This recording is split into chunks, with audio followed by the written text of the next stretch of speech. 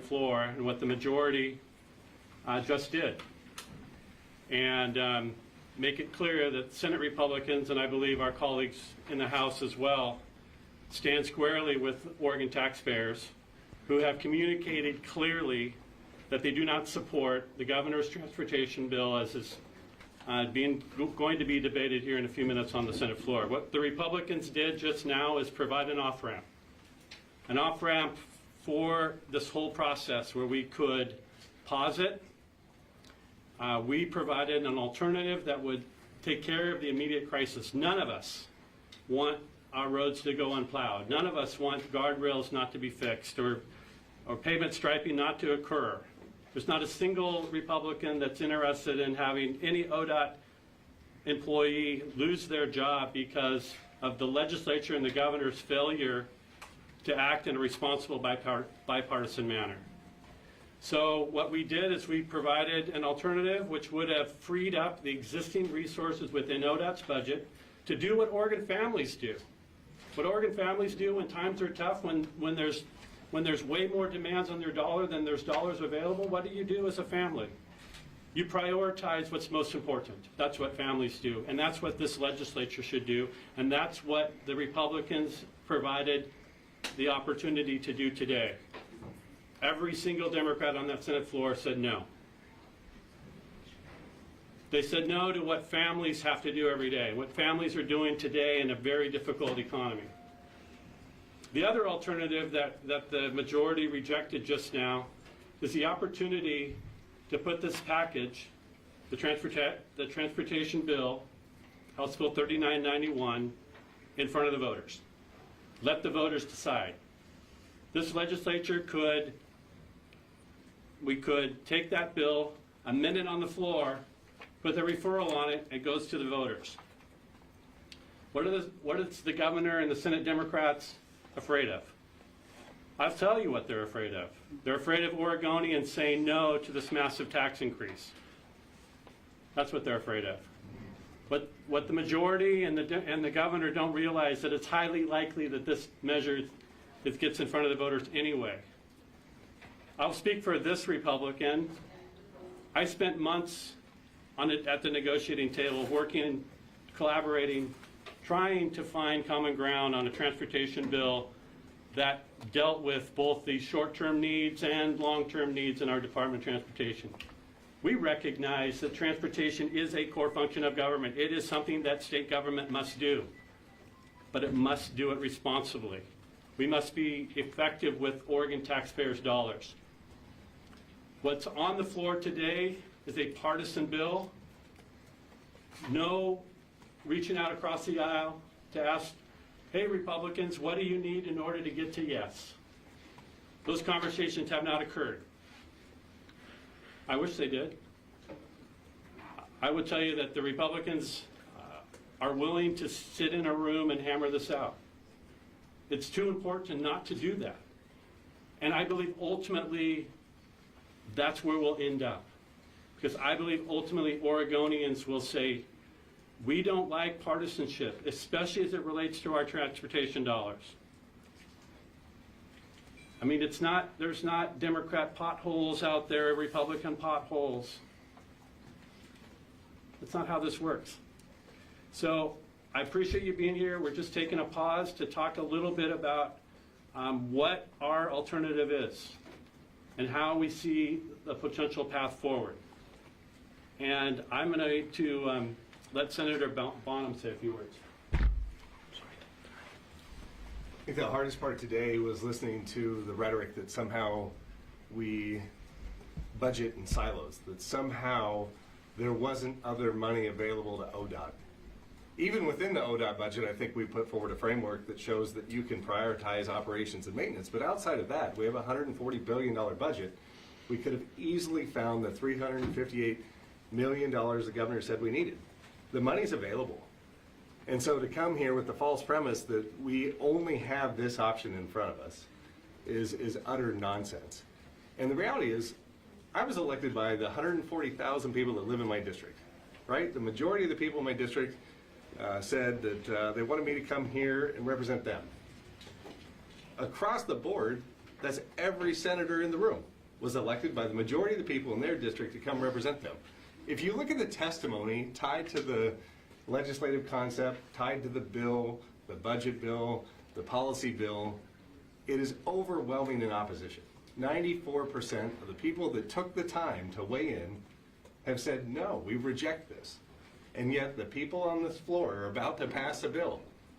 We're supposed to be a representative democracy.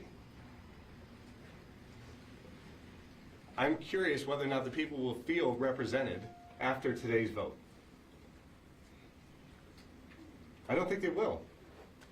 It will be incumbent upon us to make sure that this gets referred. They just said no to that process.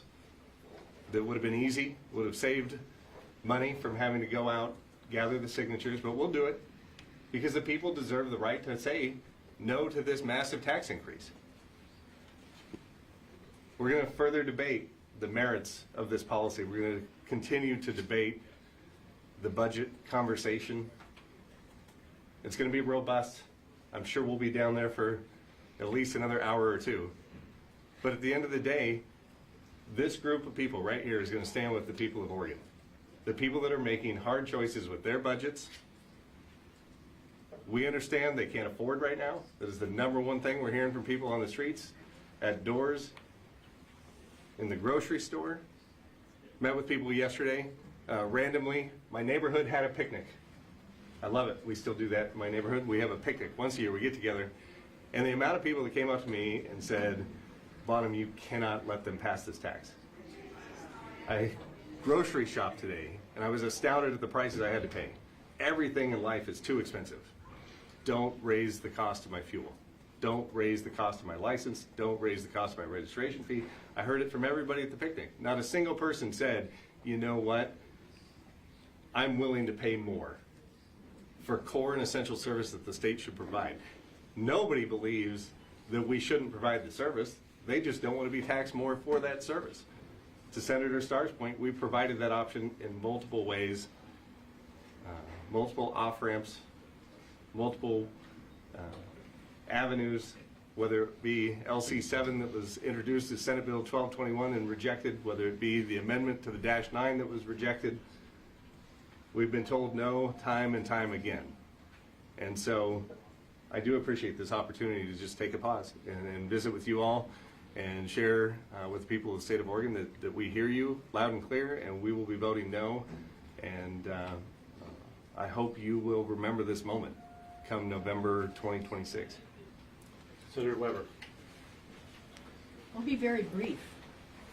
This is a tragic disregard of the people who elected us to represent them, to take their opinions into law, into the legislature, into life. We're talking about people who are existing on minimum wage, and they are, I've got one family who right now is collecting pop cans so that they can get a pair of shoes from Goodwill for their daughter to go to the homecoming dance. The mother works 2 jobs. She's trying to keep her house, and sometimes she is walking the 8 miles to work because she doesn't have the money to buy the gas. What is that going to do to those people? I'm extremely concerned that we have not listened to the poorest of the poor. Thank you. Senator Brock Smith. Thank you. I too appreciate this opportunity for a pause and a reflection of what we're talking about, increasing the cost of living for Oregonians across the state. But it needs to be a point that increase of cost of living is going to negatively impact my and my colleagues' constituents in rural Oregon, as it was mentioned earlier in discussion. I mean, here we are today because the Senate Republicans were engaged in the long session in meaningful dialogue for a true transportation package. Some of us, and many of us that are here today, were here in 2017 when we had a bipartisan transportation package. And Leader Starr was engaged in that moment. And here we are literally 30 days after the governor called a special session today because she has refused to have any bipartisan discussions whatsoever and wants to ram this down the pocketbooks of every Oregonian across the state. And it's going to hurt my rural Oregonians more. because they have lower income levels and have to drive farther for goods and services than anywhere else, and they're not driving a fuel efficient vehicle to do so. And so that is why we're here. That is why we're talking. We have a CPP the governor refuses to take away. We have a project labor agreement executive order that she refuses to take away, that we're going to tax these Oregonians and increase the cost of those projects over 20% and cut out 80% of the contractors that can do the work. These are the type of discussions that we've been engaged in for Oregonians, and she refuses to come to the table and then mandates that her supermajority rank and file come and vote for this bill. It's ridiculous. It's not the Oregon way, and we should be rejecting it. Thank you. Thank you. Senator Robinson, yeah. Thank you very much. I especially strongly object to the idea, the implied criticism that we don't support roads, fixing potholes, striping roads, just keeping our roads maintained. Everyone here agrees that that's a core function of government.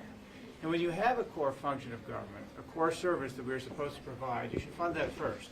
Instead, the last session, we spent money on everything else, and now we're saying, hey, we're going to tax taxpayers more. We cannot afford it, so that we can fund ODOT. And as Republicans have pointed out, the money can be gotten in other ways.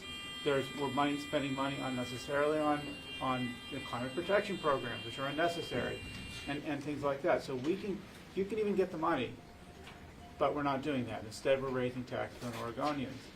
Additionally, ODOT is clearly, they've overrun their budgets. They're clearly spending too much. We've been building roads a long time.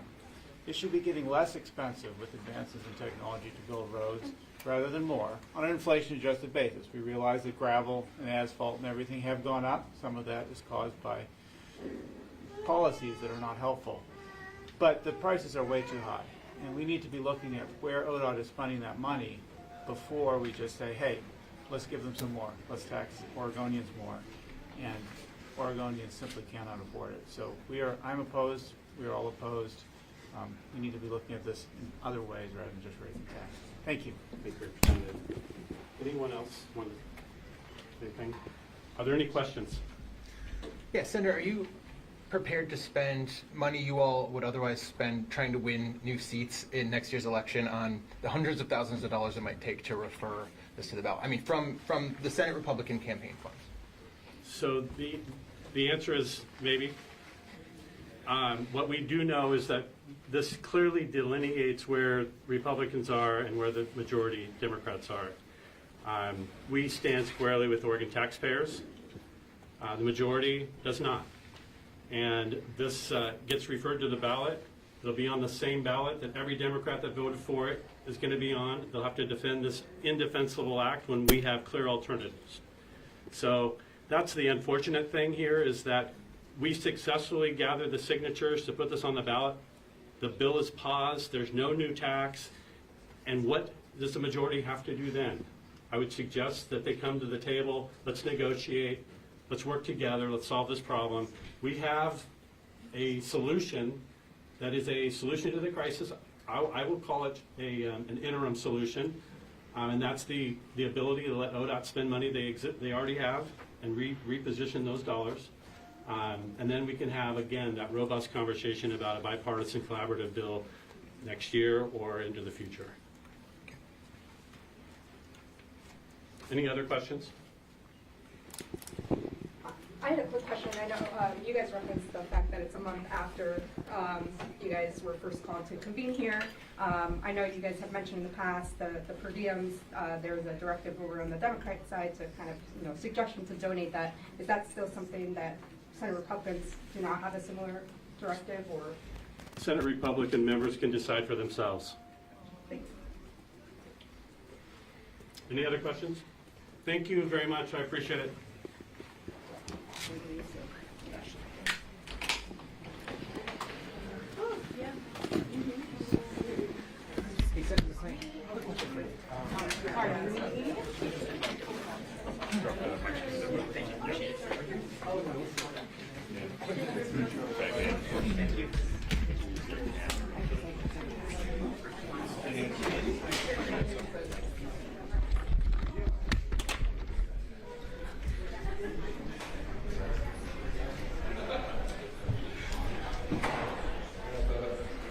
Split the whole foundation.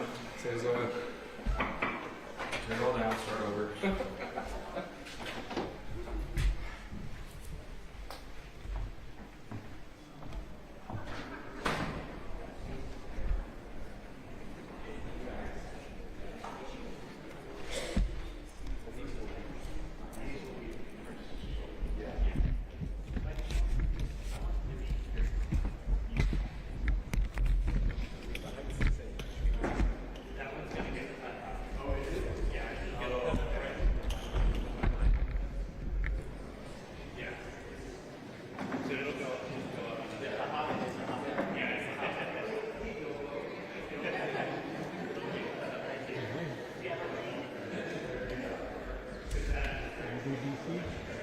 How was it? Go, go, go. Oh, man.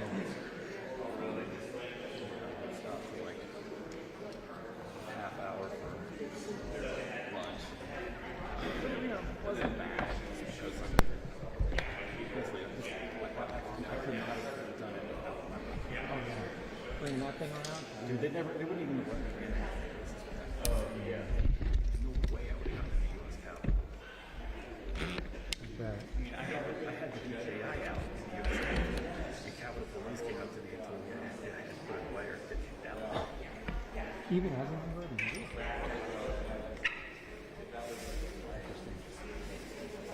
So I just shot everything there and I found with everybody else in the street. Good thinking.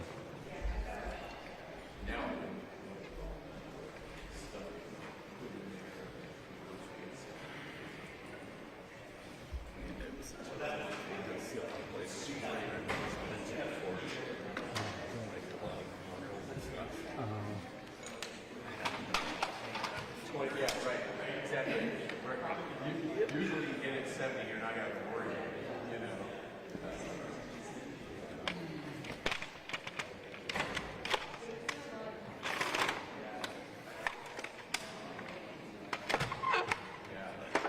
Go back to the hotel overnight.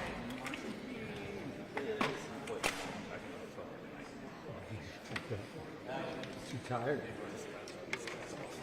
And the time difference didn't help. Oh, yeah.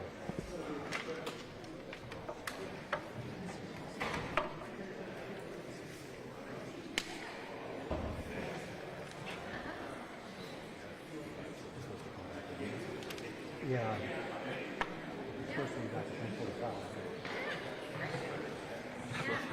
I'm with Lisa, she's out in the car. She's like, I don't get shit. Yeah, it's the station. The spaces are just here. What are you doing? And that's And they just gonna be they the want us to get their kids. But they're like, go get this, I'll do this. I'll go, I'll be down there and get this. And Lisa's like, it's not like this she needs to have to feed. So just turn this over there. Oh, Lisa.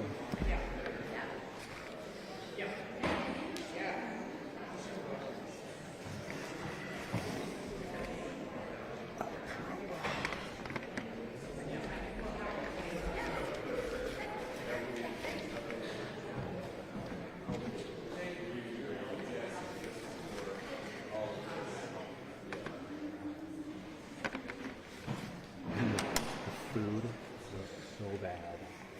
Have you seen? They kept giving us like banquet style meals every night. And it was just like one night they couldn't tell if it was chicken or fish they served us. So, the last night I said I'm done. I went down to the hotel bar and I ordered a smash burger and a whiskey ginger ale and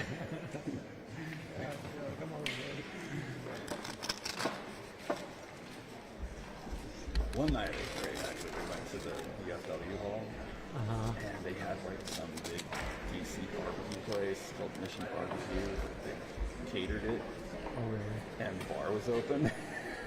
So and everybody's like, come on, I'll buy you a beer. So I'm like, I didn't even have to pay for a drink. It was great.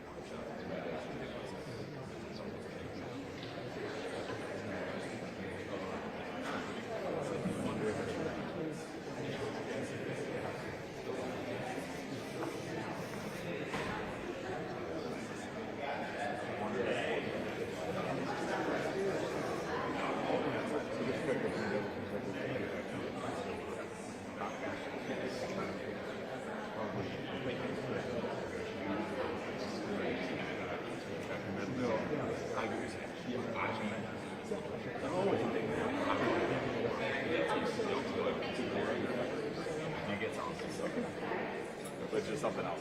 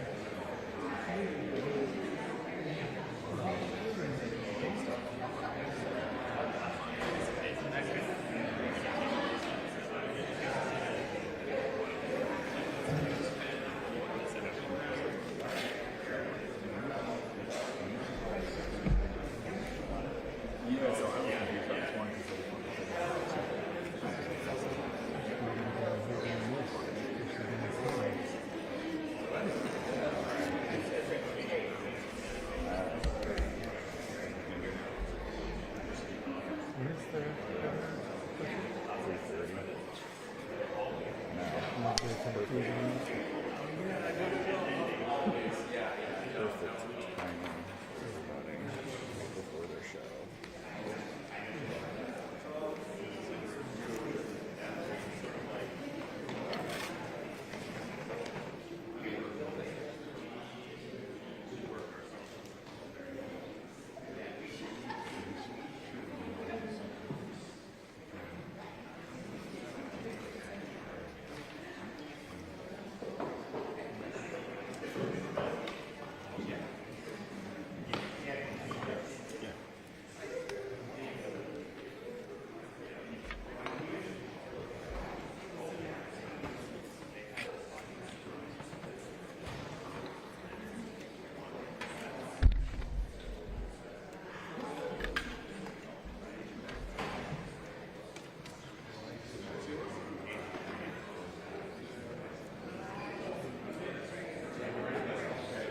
The Senate will please come to order.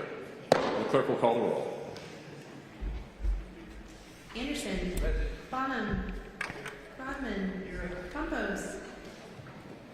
Frederick. Gelser-Blumen. Gerard. Golden. Gorsuch. Hayden. Joma. Lieber. Linthicum. Manning. Klein. Meek. Nash. Yaron Mislin. Patterson. Pham. Kozlowski. Reynolds. Robinson. Brock Smith. Solomon. Starr. Taylor. Thatcher. Weber. President Wagner.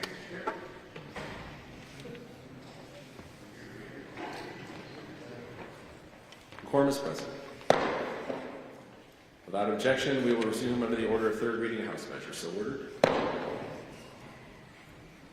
We're open for debate for anyone in the queue. Under House Bill 3991, recognize Senator Bonham.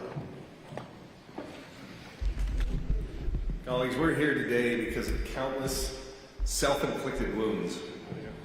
Then Governor Brown, now Governor Kotek, and a Democrat-controlled legislature have literally paved the road to this moment in time. The ADA settlements originally were an $18 million agreement, million with an M. That number has ballooned into a $1.8 billion boondoggle with many crosswalks that lead to nowhere. a 2017 transportation package that added 10 cents, a new payroll tax, a privilege tax, which by the way is a sales tax on the sale of new vehicles, increased registration fees. This left Oregonians with incomplete projects, project overruns. The bottom line is it was more empty commitments and failed promises.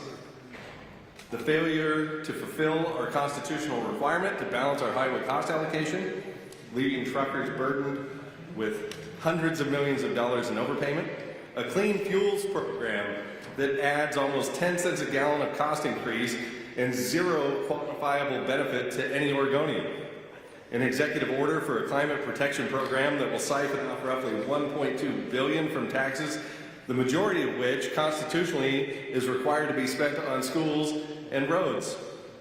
An executive order requiring project labor agreements that drives up costs by at least 20%.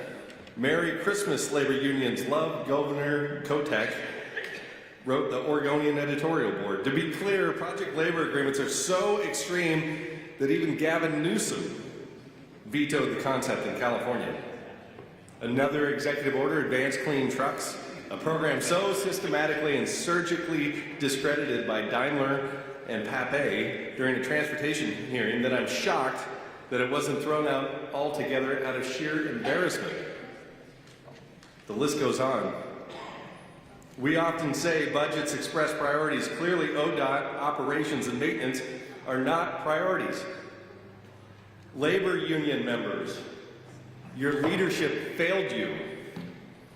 Instead of fighting for your jobs and your budget to be full, they continue to weigh in on every other left-leaning political agenda priority under the sun.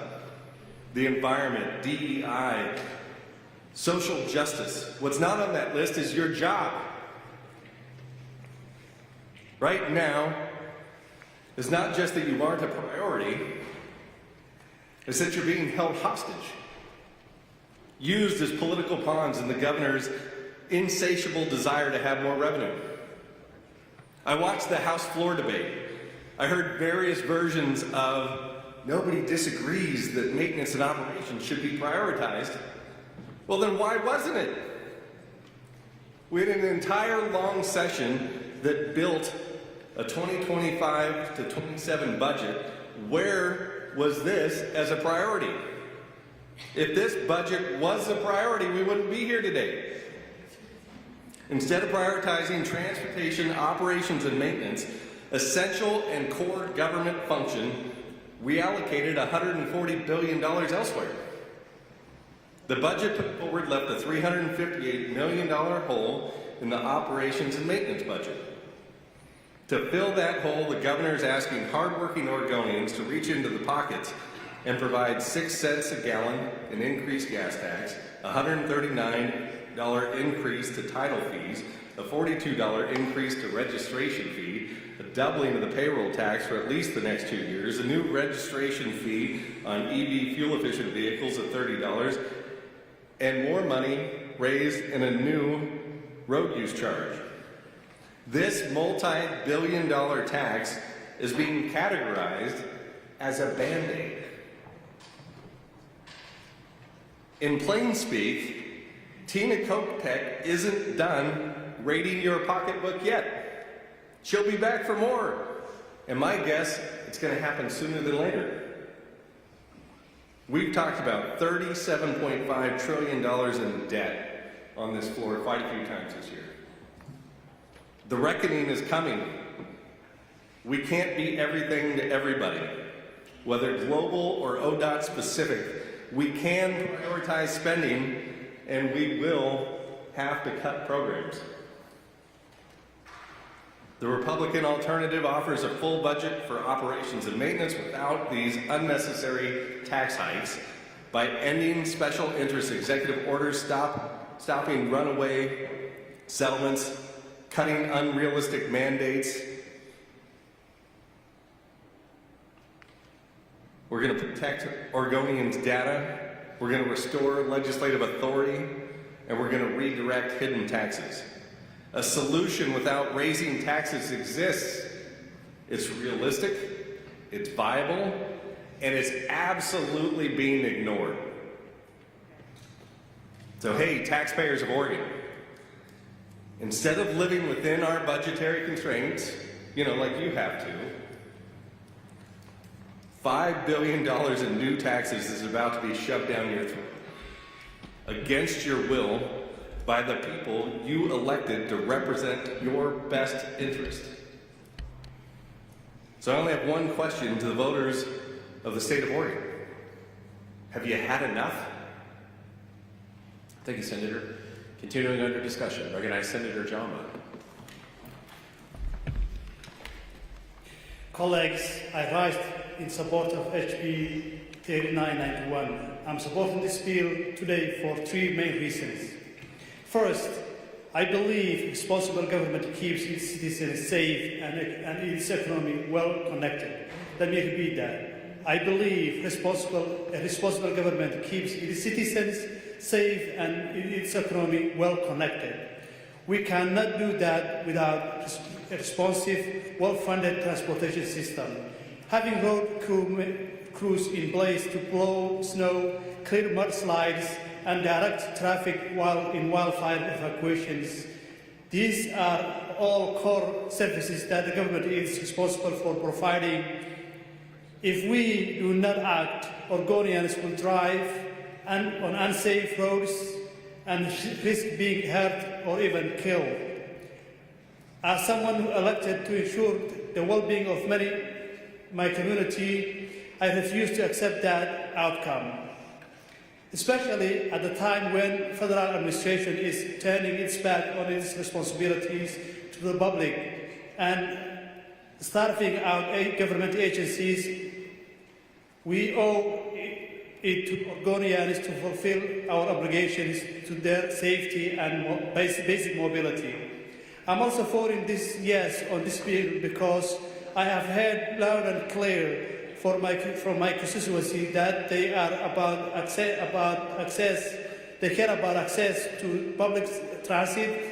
TriMet has already announced budget cuts that could eliminate up to 3 buses lines in my district and reduce services in other 5. While the funding of HB 3991 will not fully resolve this funding shortage, it will drastically reduce the cuts to services. Public transit connects our communities. Especially in my district, public transit is key to independence and opportunity. Many of my constituency cannot afford a car. They rely on bus to get to work, visit their families, buy groceries, and get to the doctor. Without accessible transit, working families and seniors and our entire economy will suffer. There are students in my district who take transit to school, then to their after-school jobs to support their families. If TriMet cuts late-night bus services like they are considering, I am not sure how they will get home at night, those students. Finally, this bill is about retaining the workers who can keep our communities safe and connected. We are lucky to have dedicated public servants at the Oregon Department of Transportation, many of whom spend their time away from their families to ensure our roads are safe. They make sure our roads are built, painted, and signed so that emergencies don't happen. And if they do, they respond to it. Oregon Department of Transportation is not some sort of abstract entity. It's a group of our neighbors who have dedicated their lives to making sure we can get home to our families safely. These workers show up every day for our communities. It's our turn to show up for them. I urge you, I support. Thank you, Senator. Continuing under discussion, recognize Senator Weber.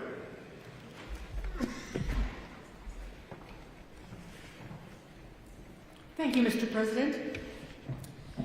I've thought a lot about what I wanted to say about this bill, and I've thought about focusing on how disappointing it is that we are ignoring the vast amount of public testimony against this bill. I've thought about mentioning the procedural show that it has taken to get it this far, And I've thought about bringing up the lack of any representation of either party from the coast on the committee that passed the bill out of. I've thought about talking about the perceived possible mismanagement of ODOT, but Mr. President, I've decided to talk about families. I've heard so many lobbyists and legislators tell me that this is just a few $100 per family. We've got big problems. Bridges are at the end of their lives. Roads are falling in. And I'll remind you that Highway 6 between Tillamook and Banks is literally falling in. And you've heard me talk about that since I got here. So I'm well aware of our situations. And other than patch, patch, patch, all of those are impacting our economic viability, especially for our families. And yet I also remember the headlines about ODOT losing about $1 billion because they don't know how to do basic budget reconciliation. I've seen no administrative cuts from ODOT to handle their budget shortfall. I've seen projects drag on and on and on while budgets bloat and Oregonians continue to suffer. And yet ODOT suffers no consequences and no one is being held accountable. There are no consequences other than the poor people that live in Oregon and exist on minimum wage. It's falling on our families. Gas taxes aren't progressive, Mr. President. Poor people pay them the same as the rich. Vehicle registrations aren't progressive. Poor people pay them the same as the rich, or they don't.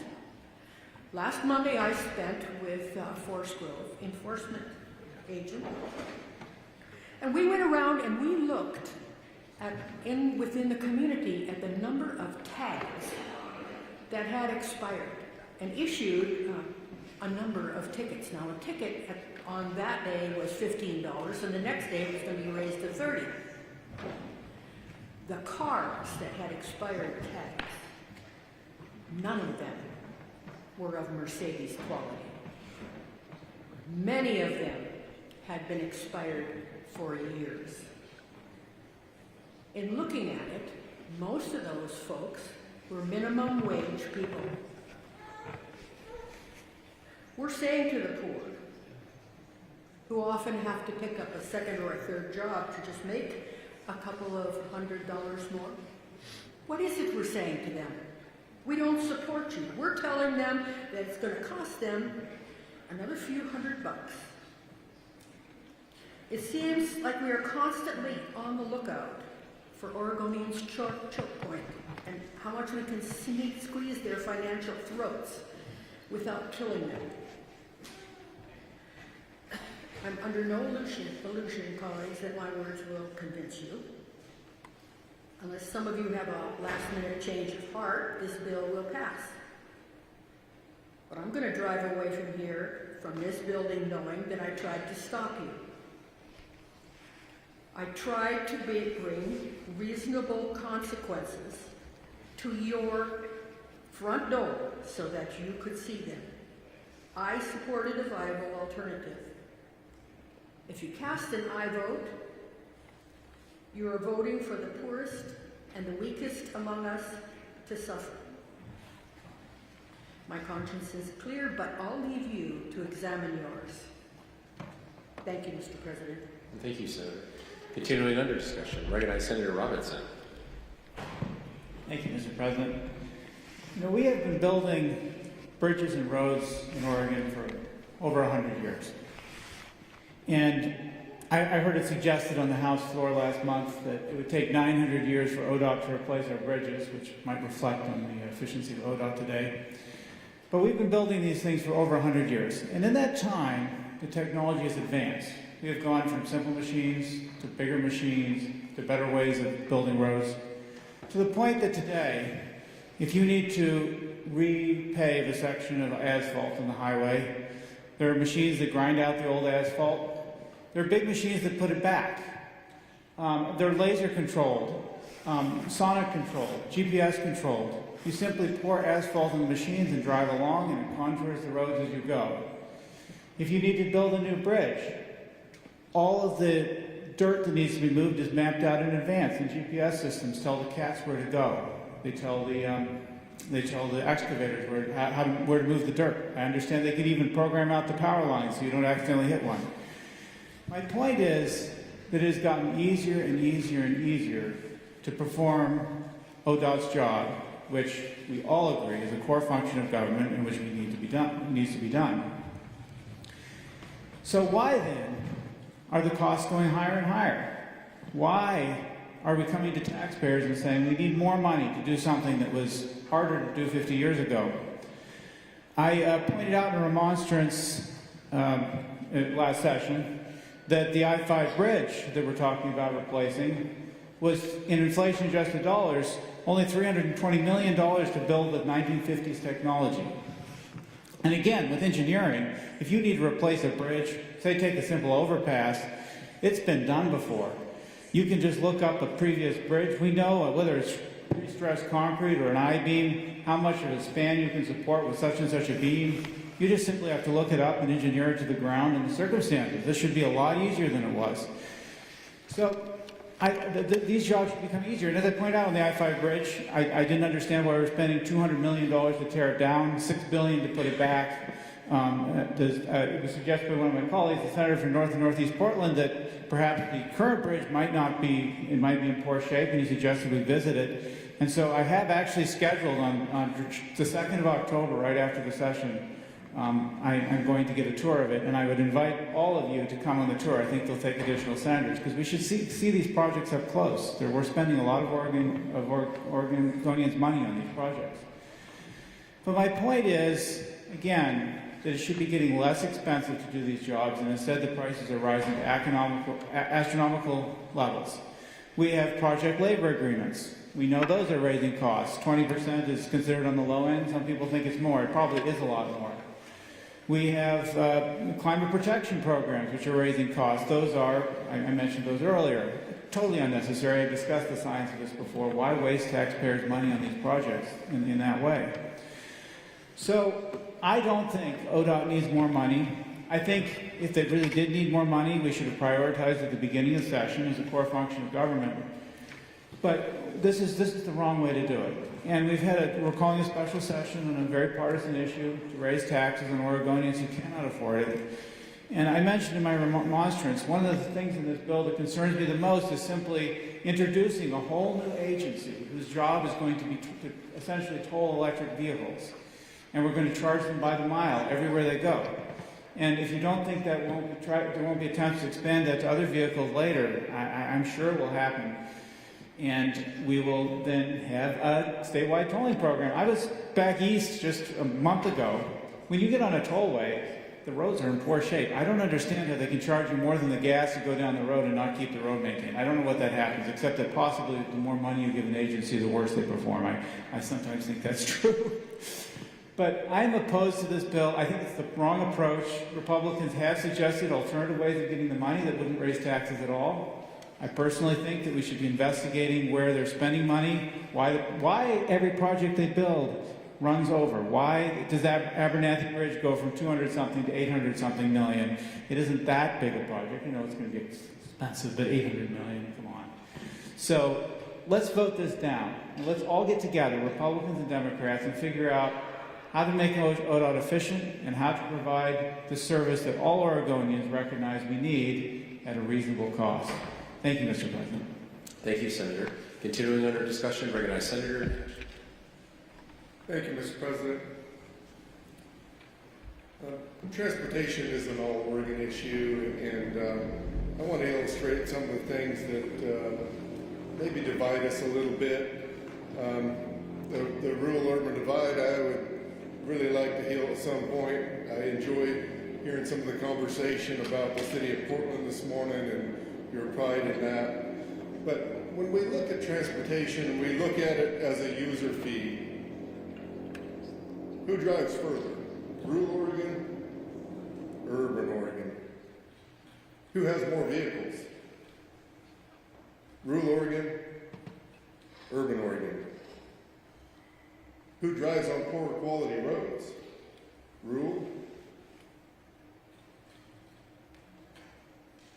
Who brings more commerce to Oregon for export, for new dollars to Oregon? Rural or urban? And who is going to pay more per capita on this transportation package? Rural or urban? But when we look at transit, we look at that as an all Oregon issue that all people that are paying taxes are going to pay into. And then we're going to take 58% of it and we're going to send it to urban. Who will benefit from that the most? And then we have leadership.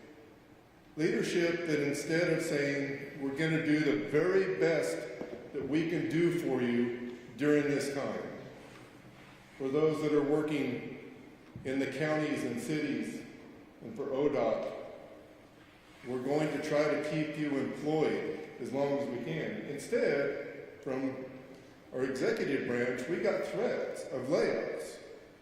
We got threats to our communities during your most vulnerable times. In the dead of winter, we're not going to plow your roads. I served as a county commissioner for 8 years. We said to our community, during those most desperate times, we're going to be out there 24/7, making sure you're safe, regardless of what the conditions are like. I can't imagine doing something contrary. That's poor leadership and a very poor threat that wasn't well received in my community. In fact, when I did town halls in some of those very remote areas, they were mad about that. They were mad about the threat of their children that travel miles to school, having to travel miles back on an unplowed road or having to stay in town and not knowing when they would see them next. They were mad. Transportation is an all Oregon issue. We should all be investing in all of Oregon's transportation.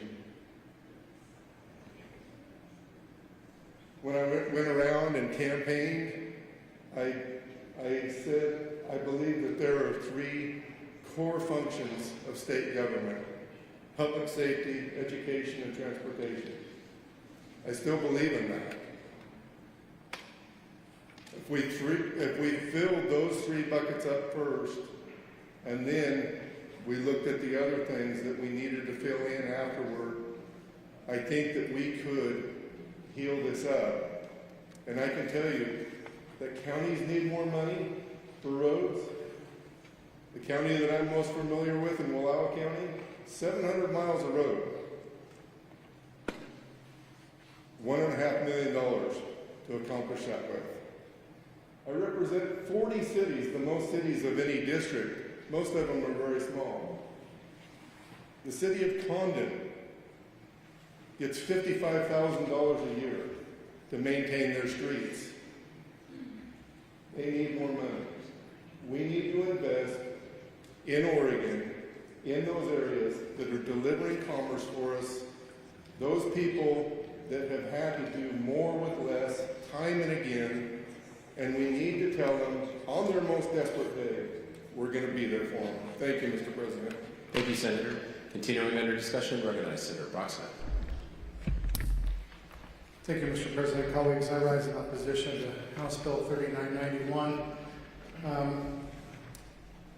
We're in a situation that during the long session, we had good faith efforts coming from our Transportation Committee members, Senator Starr and Senator Weber, engaged in a process that they really wanted a bipartisan package. I was here in 2017 when then Representative Vince and Representative McEwen negotiated a true bipartisan package. And unfortunately that didn't happen because of the governor that called us all in here today, because that bipartisan package didn't happen because it's give and take. The Oregon way, we talk about the Oregon way is give and take, and yet there was a refusal to even negotiate over rescinding her project labor agreements And for those watching and my colleagues here, let's be clear. We know that here as we raise this tax and fees across to Oregonians, those project labor agreement, that governor's project labor agreement is going to increase costs over 20% while carving out nearly 80% of the contractors available to do work. And I come from a district that everything's better at the beach, but the roads always need care. Port Orford to Brookings always needs care, and we need it for our economic driver and viability of our tourism industries that we've been forced into and away from the natural resource industries. But you're in a situation where then you layer on top of that Governor Brown, now Governor Kotek's climate protection program, where DEQ's budget has doubled over the last few years. And they're setting the cost of carbon at over $130 a metric ton. And when you layer on top of that the taxes associated with fuel, the good senator earlier discussed how that could be in upwards of another 19 from the San Diego Canyon, that could be in upwards of another 19 cents a gallon that is hidden, that goes to the governor's GSF or governor's slush fund, that then can be divvied out to political for-profit nonprofits or environmental for-profit nonprofits to be used in ways that, as it was mentioned, that are unregulated by this body. Why aren't we discussing these things in Ways and Means? This is a $4.3 billion tax increase over the next decade. We've produced a piece of legislation through LC7 or Senate Bill 1221 when it was able to be showcased for just a few days before the rules were taken away. The rules were passed and it was taken away. And then lastly, I just want to talk about how this is going to negatively impact, as it was mentioned before by the senator from the Northeast and North Central Oregon. This is going to impact my constituents greater. We talked, the carrier talked about, the median income of Oregonians at 60 grand. Well, if you look at the, maybe household, but if you look at the median income of the individuals in my district, Curry County is $33,000, which is elevated because you have a lot of government jobs associated with it. Coos County, $32,000 a year. Douglas County, $31,000 a year. Harney County, $26,000 a year. Washington County, $50,000 a year. My citizens have to drive farther for goods and services. It's an hour for my citizens from Port Orford to a Fred Meyer in either direction, and they're making less than $32,000 a year. And they're only doing it to try to save $20 or $30 or $40 that they're going to be putting in their tank and increase costs, and they're driving a not fuel-efficient vehicle because they can't afford it. Colleagues, there was an article from the Oregonian on the 26th, so last week. Oregon is enduring a historic wave of job cuts. Here's where the layoffs are. Of 11,000 jobs since the start of 2024, a historic wave of mass layoffs from private sector. Roseburg Forest Product laid off 107 people last Thursday. This special session and this bill was meant to save less than 500 public employee union jobs, and yet we're losing 11,000 because of the policies of this body across the private sector. Please vote no. Thank you, Senator. Continuing our discussion, recognize Senator Patterson. Thank you, Mr. President. Colleagues, I rise today in support of House Bill 3991, not because I want to add another burden to Oregonians, but because I want to remove a burden from Oregonians, the burden of inaction and higher future costs. Let's be clear. None of us can pay for roads or schools or hospitals or libraries or parks or any of the other public services that we have by ourselves. Who built their own road to come here this morning? None of us. This requires a collective action by us all, and the cost must be fair. The bill seeks to address the fairness issue that electric vehicles like the Chevy I drive must pay their fair share. It seeks to address the fairness issue for trucks, some drivers of whom have been overpaying for years. It seeks to strike a fair balance between all road users. This bill recognizes that ODOT needs more oversight, and it makes changes to do so. It requires performance audits, increases legislative oversight, and increases safeguards to prevent project cost overruns. I strongly support these changes. This bill also seeks to be responsible for proactively addressing road and bridge maintenance issues before significant repairs are needed. Maintenance is always cheaper than repair of something that has broken. Dangerous roads and bridges do put people's lives at risk. I received a letter from the Mayor of Salem urging us to pass funding to support our roads. In her letter, she stresses that the vast majority of Oregon's roads are maintained by local governments, and the state highway fund revenues are not keeping up with the need. The mayor also describes the desired fiscal nature of this shortfall. Without intervention, Salem will run out of maintenance funding for their roads by fiscal year 2029. And Salem, which receives 70% of its road funds from the state, is not the only city facing these challenges. Our office has corresponded with Monmouth and independent city officials about the needs in their communities as well as you have. I would remind us that half of this funding goes to cities and counties across Oregon. Not far from here, we have River Road South, a major connector between South Salem and Independence. That's a constant risk of rock slides and must be shored up. We have a dangerous turn up Highway 22 into Independence, where fatalities happen far too often. These challenges must be addressed, and that will take dollars. I'd like to take a moment to publicly thank the ODOT workers who are out there day after day maintaining our highways and our bridges. They're out there when there's a snowstorm or ice storm to clear the roads. They're out there repairing potholes, patching asphalt and concrete roadways.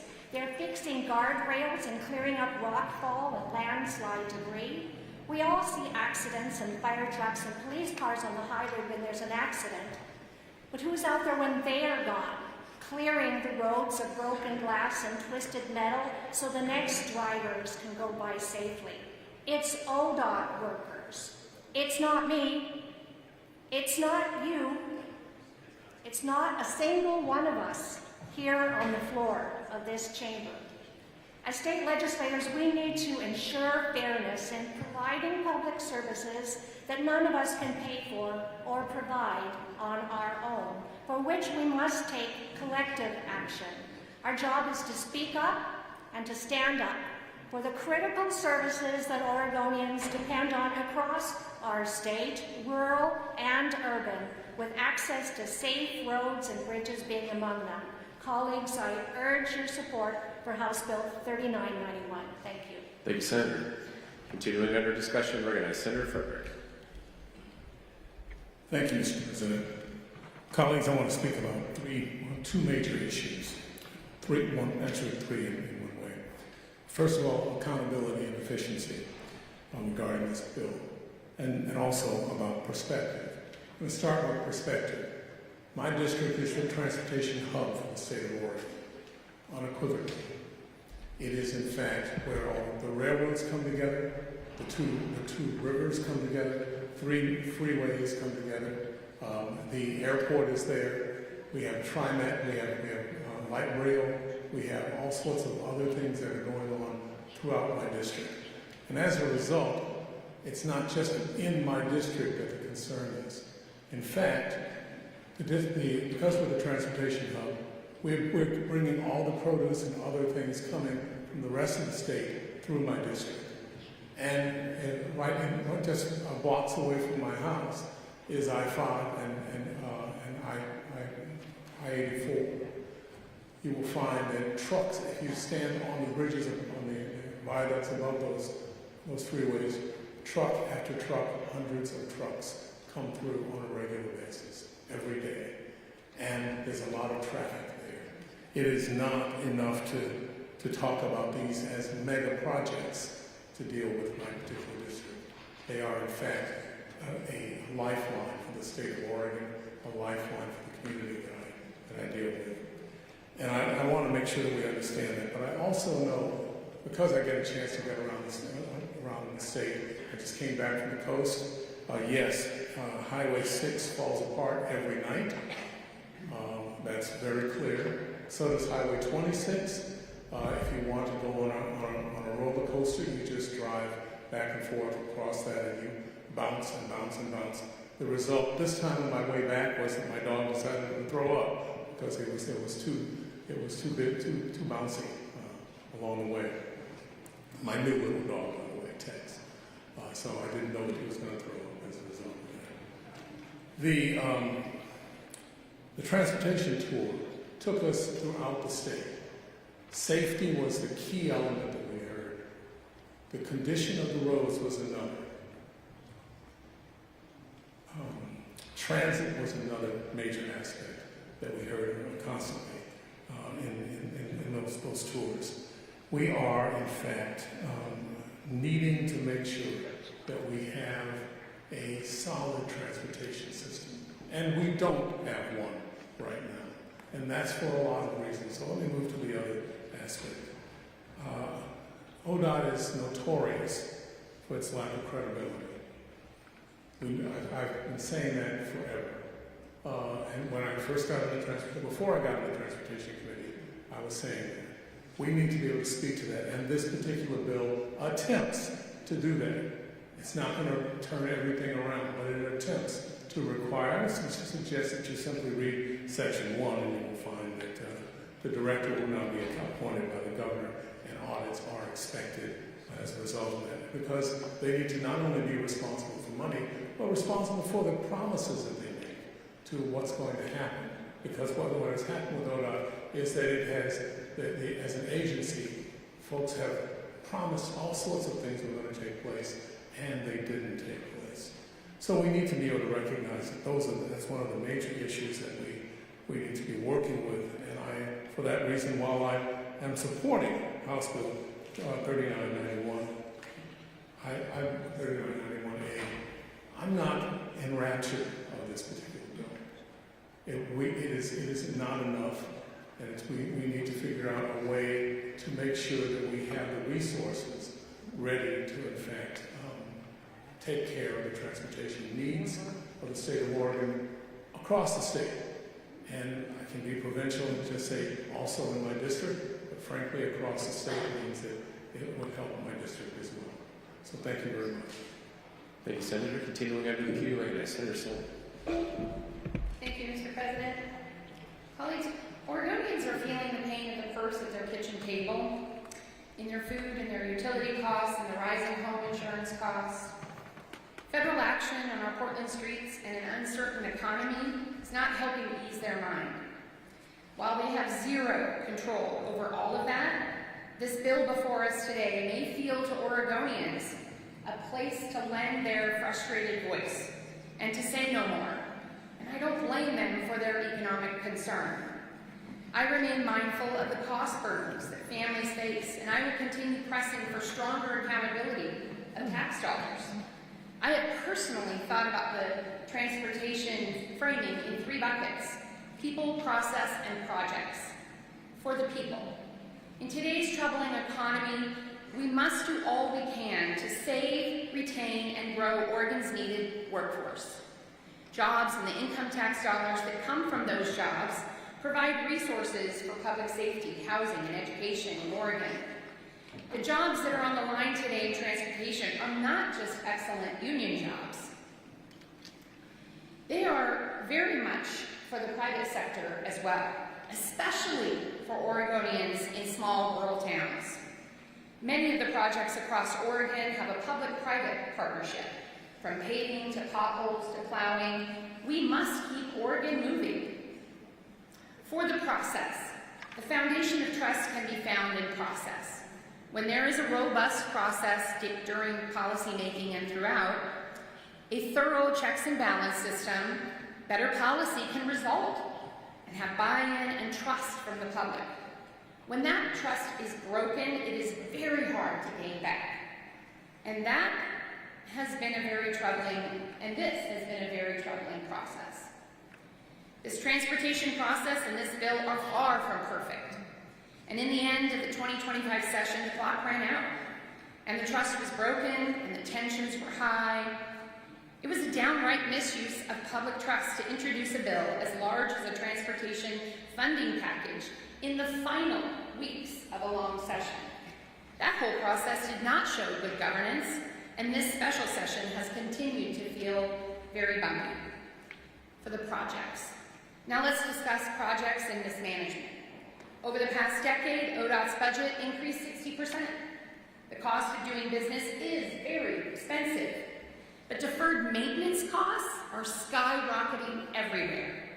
For our roads, for our schools, and projects everywhere. ODOT's gross mismanagement has received deflection and excuses. When the Commission and government officials did not demand immediate correction for mistakes, Oregonians lost more faith and felt growing more frustration. Mismanagement cannot be excused. It must be addressed. The accountability measures included in this bill aren't just administrative changes. They can provide essential safeguards to prevent future billion-dollar blunders. This bill gives more firing power to the governor and allows our trusted Secretary of State's office to conduct more audits. And I request that initial audit be done right away to provide us better insight to areas that need attention. ODOT will be reporting in front of legislators in committees. We need the Transportation Commission to strongly focus on oversight and call out and provide a corrective action plan when needed. I felt very nervous about lack of oversight from the Commission, and I made a bold suggestion to the governor. I heard from one commissioner last week, and they confirmed that they are up for the task, and that the Commission is already implementing many positive changes to address accountability. That's good to hear. We demand ODOT management be truly accountable for the dollars invested in their budget, spent wisely, keep accurate records, provide clearer transparency, and reporting to stakeholders. Do better. We are all watching. Colleagues, there are important changes in this bill. And Oregon's Trucking Association, along with cities and counties, have urged support so projects can continue, roads can be maintained, safety is a focus, transit is supported, and jobs protected. Mayor Beach Pace of Hillsborough, which is part of my district that I represent, says, quote, Hillsborough is Oregon's 5th largest city and the home to more than 110,000 residents, a major employment base, and some of the state's most critical industries, including advanced manufacturing and semiconductors. Our transportation is the backbone of our local and regional economy. Maintaining and improving our transportation infrastructure is inextricably connected with economic development and quality of life. Businesses, workers, and visitors rely on safe, well-maintained roads and reliable connections to transit, end quote. Committee testimony from Eric Zander, the board chair of the Oregon Trucking Association, captured this perspective well.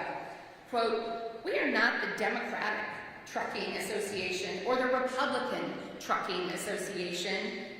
We are the Oregon Trucking Association, and we wish our elected officials would stop playing politics and get a package like this across the finish line.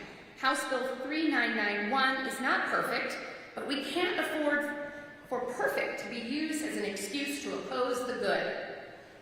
That is not governing, that is playing politics with our livelihood, end quote.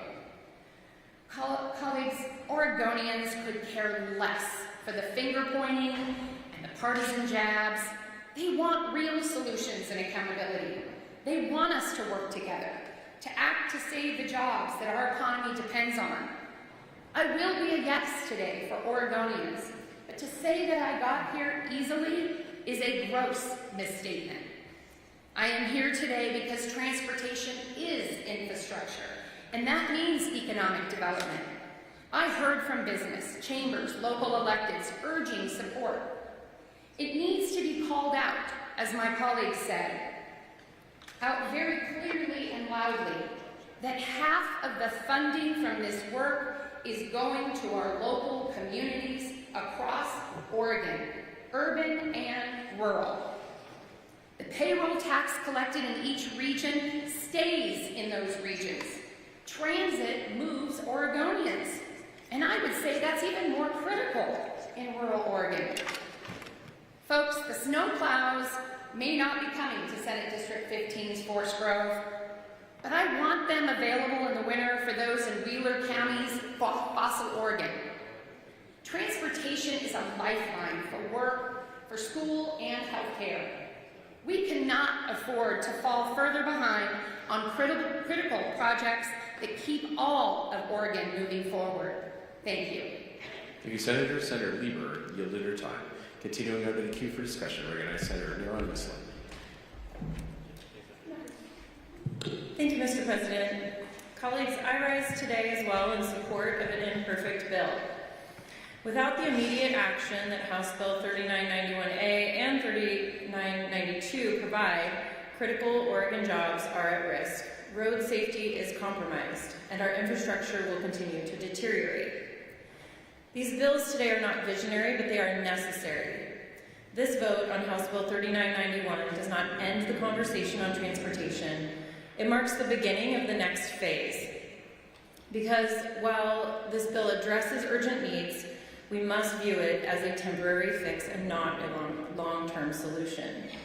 Through 2025, the regular session, and into this special session, communities across the state have made their transportation expectations clear. They want improved accountability for ODOT. They want the legislature to take climate change seriously. They need reliable, functioning transit service. They expect safe, well-maintained state and local roads. And our local cities and counties have reminded us how important it is to preserve the 50-30-20 split that keeps half the raised funds local. This bill, though watered down and tossed around like a political football, addresses some of those concerns. And even in its current form, it demands our attention and action today. In the lead up to this session, I met with ODOT workers who shared their stories of their vital work. One of them, Matthew, maintains one of the busiest stretches of I-5 in my district. He told me about a night when responding to a call in my town, he thought he saw an animal on the side of the road. But when he circled back, he found it was a woman sleeping under the guardrail along I-5 in the freezing December cold. He made a few critical calls, and he got her the help she needed. And because of workers like Matthew, and because workers don't hear it enough, I want to say thank you to all of those who have gone above and beyond at all hours in all weather conditions to keep our roads safe and functioning. This is what our ODOT crews do. They take care of us, and we need to take care of them. I will be voting yes for Matthew and his crew so they can continue their critical work. We are here today in part because we did not pass House Bill 2025 in the regular session, and we know that if we fail to act today, Oregon will lose jobs that are critical to incident response and basic road safety. Matthew's team, made up mostly of newer employees, would possibly be among the first cut, leaving I-5 and everyone who relies on it less prepared and protected. I'm also voting yes because this bill strengthens oversight of ODOT, leadership, and projects, something that those I serve have asked for time and time again. As well, and importantly, our votes today will remove outdated statutory tolling language that has been a barrier in the past and that does not serve a productive path forward. But I know this is not the bill that I worked toward during the regular session. It does not modernize our system. It does not reduce greenhouse gas emissions. It does not address seismic vulnerabilities. And it does not reflect the Transportation Roadshow testimonies calling for clean air and reliable transit. So yes, I am disappointed, and I could vote no on those grounds, but I am certainly voting yes because this bill is necessary to keep essential services like transit running, increase ODOT oversight, preserve hundreds of Oregon jobs, and fund basic operations and maintenance. But colleagues, let's not mistake this vote as the end of the conversation. To me, it is the new starting line. As we pursue an improved transportation framework, I hope we are proactive, forward-thinking, and grounded in community needs, not political posturing. We must prioritize safety, address our carbon future, and protect essential jobs. I have heard from Oregonians facing increased financial challenges recently, and I understand firsthand the need to stretch every dollar. But let me return to the fact that it is more expensive to rebuild than to maintain, We cannot afford to fall further behind. I do not agree with those who say we cannot afford this bill. On the contrary, we cannot afford to not act. We know that a quarter of Oregonians do not drive, whether by choice, income, or ability. And when a bus route disappears, people do not magically gain access to a car. They are left with fewer options, often more expensive, less reliable, or simply unavailable. Transit makes getting to work and doctor's appointments affordable, and for many, possible. It is a public good that deserves long-term commitment and investment. We need affordable transportation options that serve everyone, and we cannot afford to lose them. Going forward, we have a responsibility to fix the structural gaps in our transportation funding system, and that means investing in safe routes to school, supporting the Great Streets program, and advancing jurisdictional transfers, and committing to multimodal transportation that serves all Oregonians, not just drivers. And colleagues, after we pass these bills today, we must work toward a system that is resilient in the face of climate change and anticipated seismic events. So today, my yes vote reflects what is necessary in this moment to protect the immediate safety, stability, and services our constituents rely on. Oregon deserves a transportation system that is sustainable, modern, and well-maintained for the long term. But I urge all of us to see this not as the end of the road, but the beginning of the work ahead. Thank you. Thank you, Senator. Senator Reynolds, you have your time. Continuing under the queue for discussion, we're going to Senator Meek. Thank you, Mr. President. Colleagues, we are faced with no good choices here today. And like many of you, I'm disappointed that it has reached this point. So I want to begin by reminding the public of how we got here in the first place. Months ago, we were debating House Bill 2025, a bloated, overpriced, and unaffordable tax package that was met by widespread opposition by Oregonians. It was an irresponsible approach to addressing the very real challenges facing our transportation system. Now, I don't fault the proponents for their advocacy on this one bit. In fact, that is what our democracy is all about. Sharing ideas to solutions to problems, getting feedback, having open dialogue, and deliberating those ideas publicly. Sometimes it lands with a thud, as House Bill 2025 did. That is the process at work. But that process is denigrated when key details are withheld from the public until the end of the session for a rushed, predetermined outcome. It is impugned when dissenting voices are unilaterally silenced from committees, and it erodes the trust of Oregonians when our leaders pretend to know what is better for them and their families than they do. The end-of-session political games and broken process around House Bill 2025 should offend the good sensibilities of every Oregonian. We cannot expect to make good policy with such a broken process. And I fear that the end of last session's debacle has done lasting damage to the trust of Oregonians in this legislative process. I know it has for me.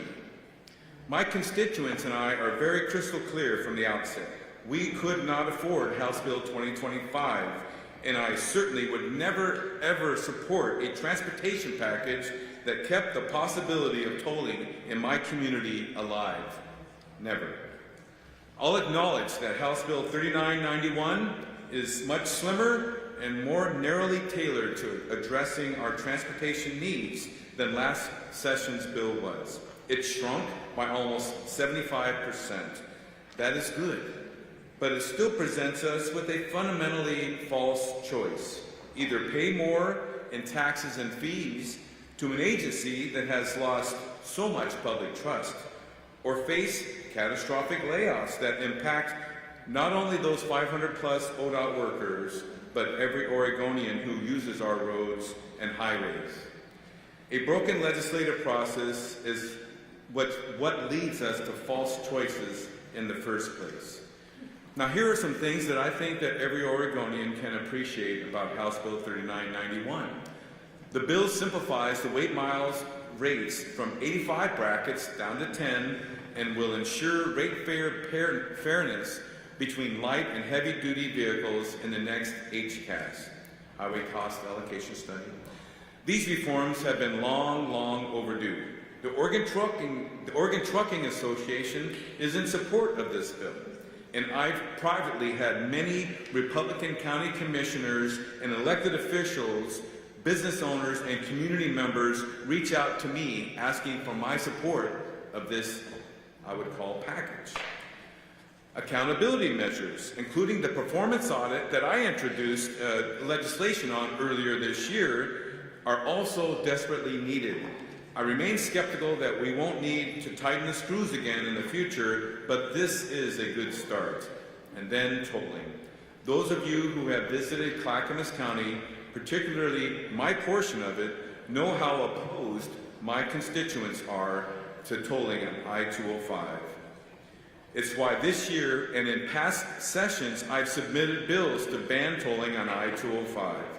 And it is one reason why I voted no on the transportation package as a House member in 2017. Tolling on I-205, if implemented, would divert traffic into neighborhood streets in my district.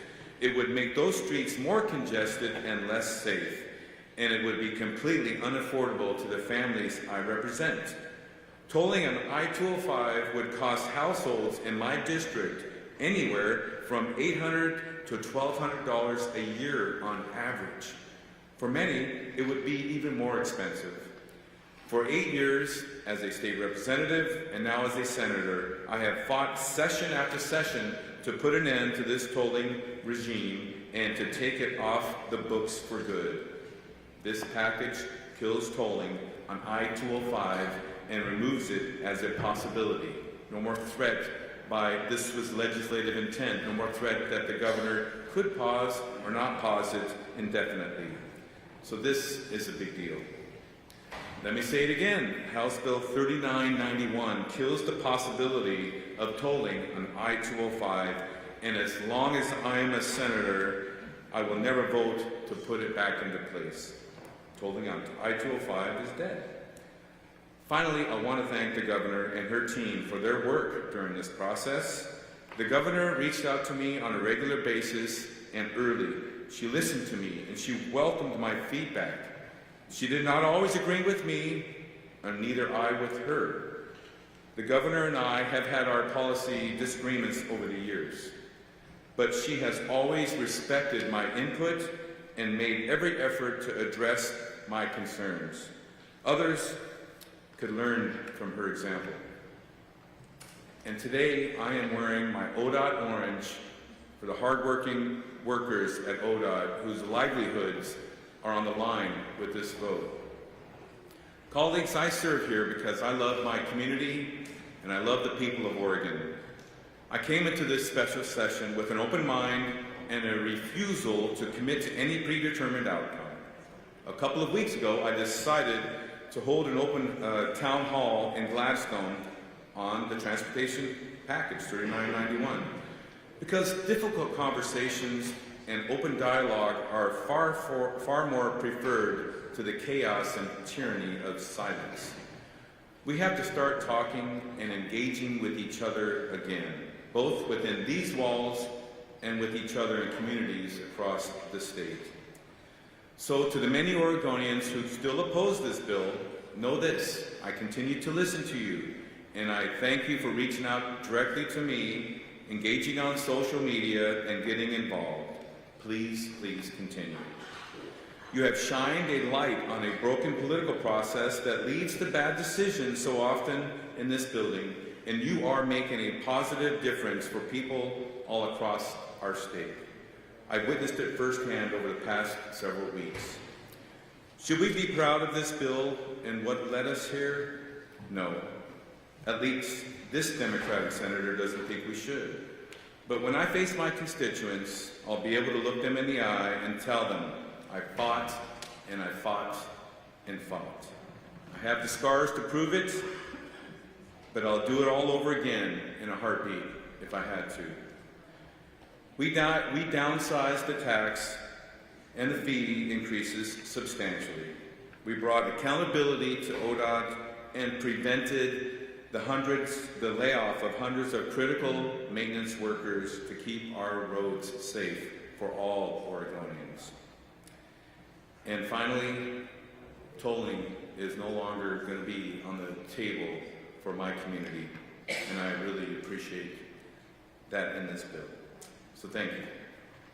Thank you, Senator. Senator Taylor, yielded your time. Continuing under discussion, recognize Senator Delcer-Bluen. Thank you, Mr. President. My apologies. I needed to check with my colleague about his position on toll. We've heard a lot on the floor today about this bill and how we got here. And I've listened to my colleagues talk about what they like in the bill, what they don't like in the bill. And I think that reflects what is the truth about everything that we vote on here. I can think of very few bills I have ever introduced, passed, voted for, or voted against that I completely opposed or completely supported and thought that there was not something that could be done to make it better. And the reason that we do that is because nothing that we do is ever finished. This is a conversation, this is a waypoint on the conversation, and we're going to continue talking because this does not solve the overall challenge that we have in figuring out how to maintain the roads and bridges in Oregon, how to keep people and goods moving across our state as the dynamics that have historically funded our highway maintenance fund dramatically changed through innovations in technology and our desire to reduce climate emissions.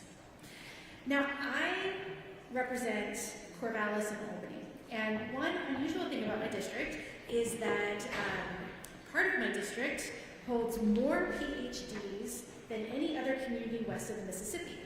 And so that means that when my constituents reach out to me, it often feels like it is in the form of some sort of a final exam. And the questions are very, very detailed. And if you want to know why I go down into rabbit holes, it is because that is what my constituents ask me to do. And so I wanted to share a little bit of that because I think the questions that I was hearing most from my community are some that I've heard people raise a lot here on the floor and elsewhere. The first is transit. Why would someone in the Mid-Valley support a payroll tax for transit? Because as many of my community members postulated to me, isn't this just us transferring our parts of our paychecks up to TriMet? So I dove into that. I tried to better understand not just what is the formula, because the formula shows us how it's distributed statewide, but how does transit work in these different parts of the state, and how have we actually spent those transit dollars? And one of the things that I learned that was interesting is that if you look at how the transit dollars have been leveraged, the communities that have been most successful in taking those transit dollars and using them to pull down other dollars, the number one community to do that, whether by dollars or percentage, is Coos County. By percentage, the top five are Coos, Tillamook, Lynn, Harney, and Lane. And by dollars, you still have Coos in there, and you have TriMet, Lane, Lynn, and Benton. And I meant to say Coos is in the top five.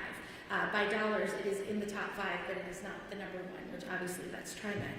But combined with other communities, they took the $397 million that came in through that payroll tax and leveraged that to bring in an additional $158.9 million. They took that money and turned it into more money for our rural communities, for our places across the state, where we expanded our bus fleets, we expanded our senior and disabled transit. In Lynn County, for example, ridership, because of this, increased from 22,000 rides in 2019 to 40,851 rides in 2023. That's in Lebanon, Oregon. That's people being able to get to work, to school, to the doctor, to a counseling appointment. One of the other questions that I've heard come up frequently is, why do we need to invest in senior and disabled transit? Doesn't Medicaid pay for trips to doctor's appointments? It does sometimes, but it's also a lot more expensive to give somebody a voucher for an Uber than it is in communities where there are fixed route buses or there are other trolleys or other ways that you can get to that appointment. It also reduces the load on the drivers that drive in these programs. In my community, Our medical transit program is Dial-A-Bus, wonderful program. Those cars are driven by volunteers. And we all work in the community to hook people up with other ways to get to where they want to go so they don't have to rely on that Dial-A-Bus, so that others that have no other options can get to work, to school, to their families' homes, to other kinds of places. The other thing that's important to recognize, I heard the question asked, well, what did we do about senior and disabled transit before we implemented the payroll tax? Well, it was structured differently then. Beginning in 2023, we merged senior and disabled transit funding into the STIF program. So they're very closely combined. So that's the transit. There really is a significant investment in all of our communities. And it's important to remember that all of that payroll tax is coming back to our local communities. All of it. It is putting our people, our goods on the road. Now, the other question that I got a lot about was the fairness. The fairness of the title fees, the road user charge, and doesn't this really take away the incentive to purchase or drive an electric vehicle? And the other one I heard was, is this cost going to be so much that I am going to have to move out of the state of Oregon because I won't be able to pay? And I think it's impossible to decide for someone else what is bearable and what's unbearable to a budget. None of us know what happens inside someone else's house or inside their bank account. But I do know that if I look at the numbers, the average Oregonian, this has been said earlier today, that drives 12,000 miles a year will pay about $2 a month more in gas. This project, though, this bill is going to shift some of that responsibility onto others that currently are not paying their fair share. And that is the high-efficiency vehicles. That is the all-electric vehicles. That is the plug-in hybrids. Not because they're trying to skirt their responsibility, the owners of those cars, but that's not how we built our funding system to keep our roads powered. We kind of assumed that we would continue getting gas tax at about 20 cents a mile. We don't have that anymore. We have to find a way to do that. And so that's why we see that increased registration and RUC fee. But when I went through to look at, is this actually fair? What I found was that when you put all of these costs together, your annual costs for your registration fees and your gas tax and your road user charge, what you get is every driver driving 12,000 miles, regardless of the type of car, about 3 cents per road mile used. It's not exact, some are a little more, some are a little higher, but it's much closer than it is today. And despite that, it still does not take away the economic incentive to drive a more fuel-efficient vehicle. I went and looked at the most popular vehicle in Oregon, which is a RAV4, and I compared a regular gasoline, a hybrid, and then the fully electric BZ4X, which is replaced the RAV4 as the electric, and a super high efficiency Toyota Prius Evo hybrid, all 2025. And what I found is you're still going to benefit from the most fuel-efficient vehicle. The total cost, including gas or electricity, road use charge, and your annual registration fees to operate that fully electric car would be $663 a year, compared to a 2025 Chevy Suburban getting 16 miles per gallon at $3,180. And the numbers fall just about how you would expect. Now, the one other question that I got that I want to make sure that I get on the record is, what about those hybrid plug-in electric vehicles? Lots of folks ask me, am I going to get taxed twice for that? Am I going to pay the fee, and then when I fill up at the tank, do I have to pay that tax too? No. Just like under the current Orgo program, you save your receipts, you turn them in, you get a credit back against what you owe in your road use fee. You can't get, it's not a refundable credit, you can't get more than what you paid, but you will not be taxed twice on that. Finally, from my district, I want to talk for a moment about ODOT and the ODOT workers. In my community, we've seen the benefits of that ODOT work from our last transportation plan. We have seen Highway 20 between Corvallis and Albany have significant upgrades, over $30 million worth of upgrades on intersections that were leading to significant injuries and fatalities on a regular basis in our community. And within the next couple of weeks, the new Van Buren Bridge is going to be up and running. Those are there because of the ODOT workers that show up to work. Though there are concerns that people have talked about the administration of an agency, our ODOT members who are hard at work in our communities, they are doing the work.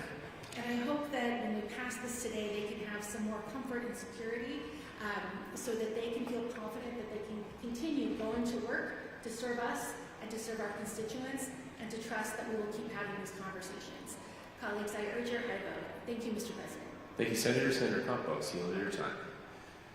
Continuing under discussion, members in the queue for the first time, recognize Senator Broadbent.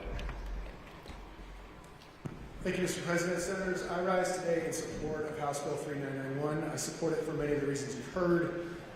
Increased accountability for ODOT, preserving transit services, public safety. But colleagues, for me, we must pass this bill today because of the economic imperative that this investment represents.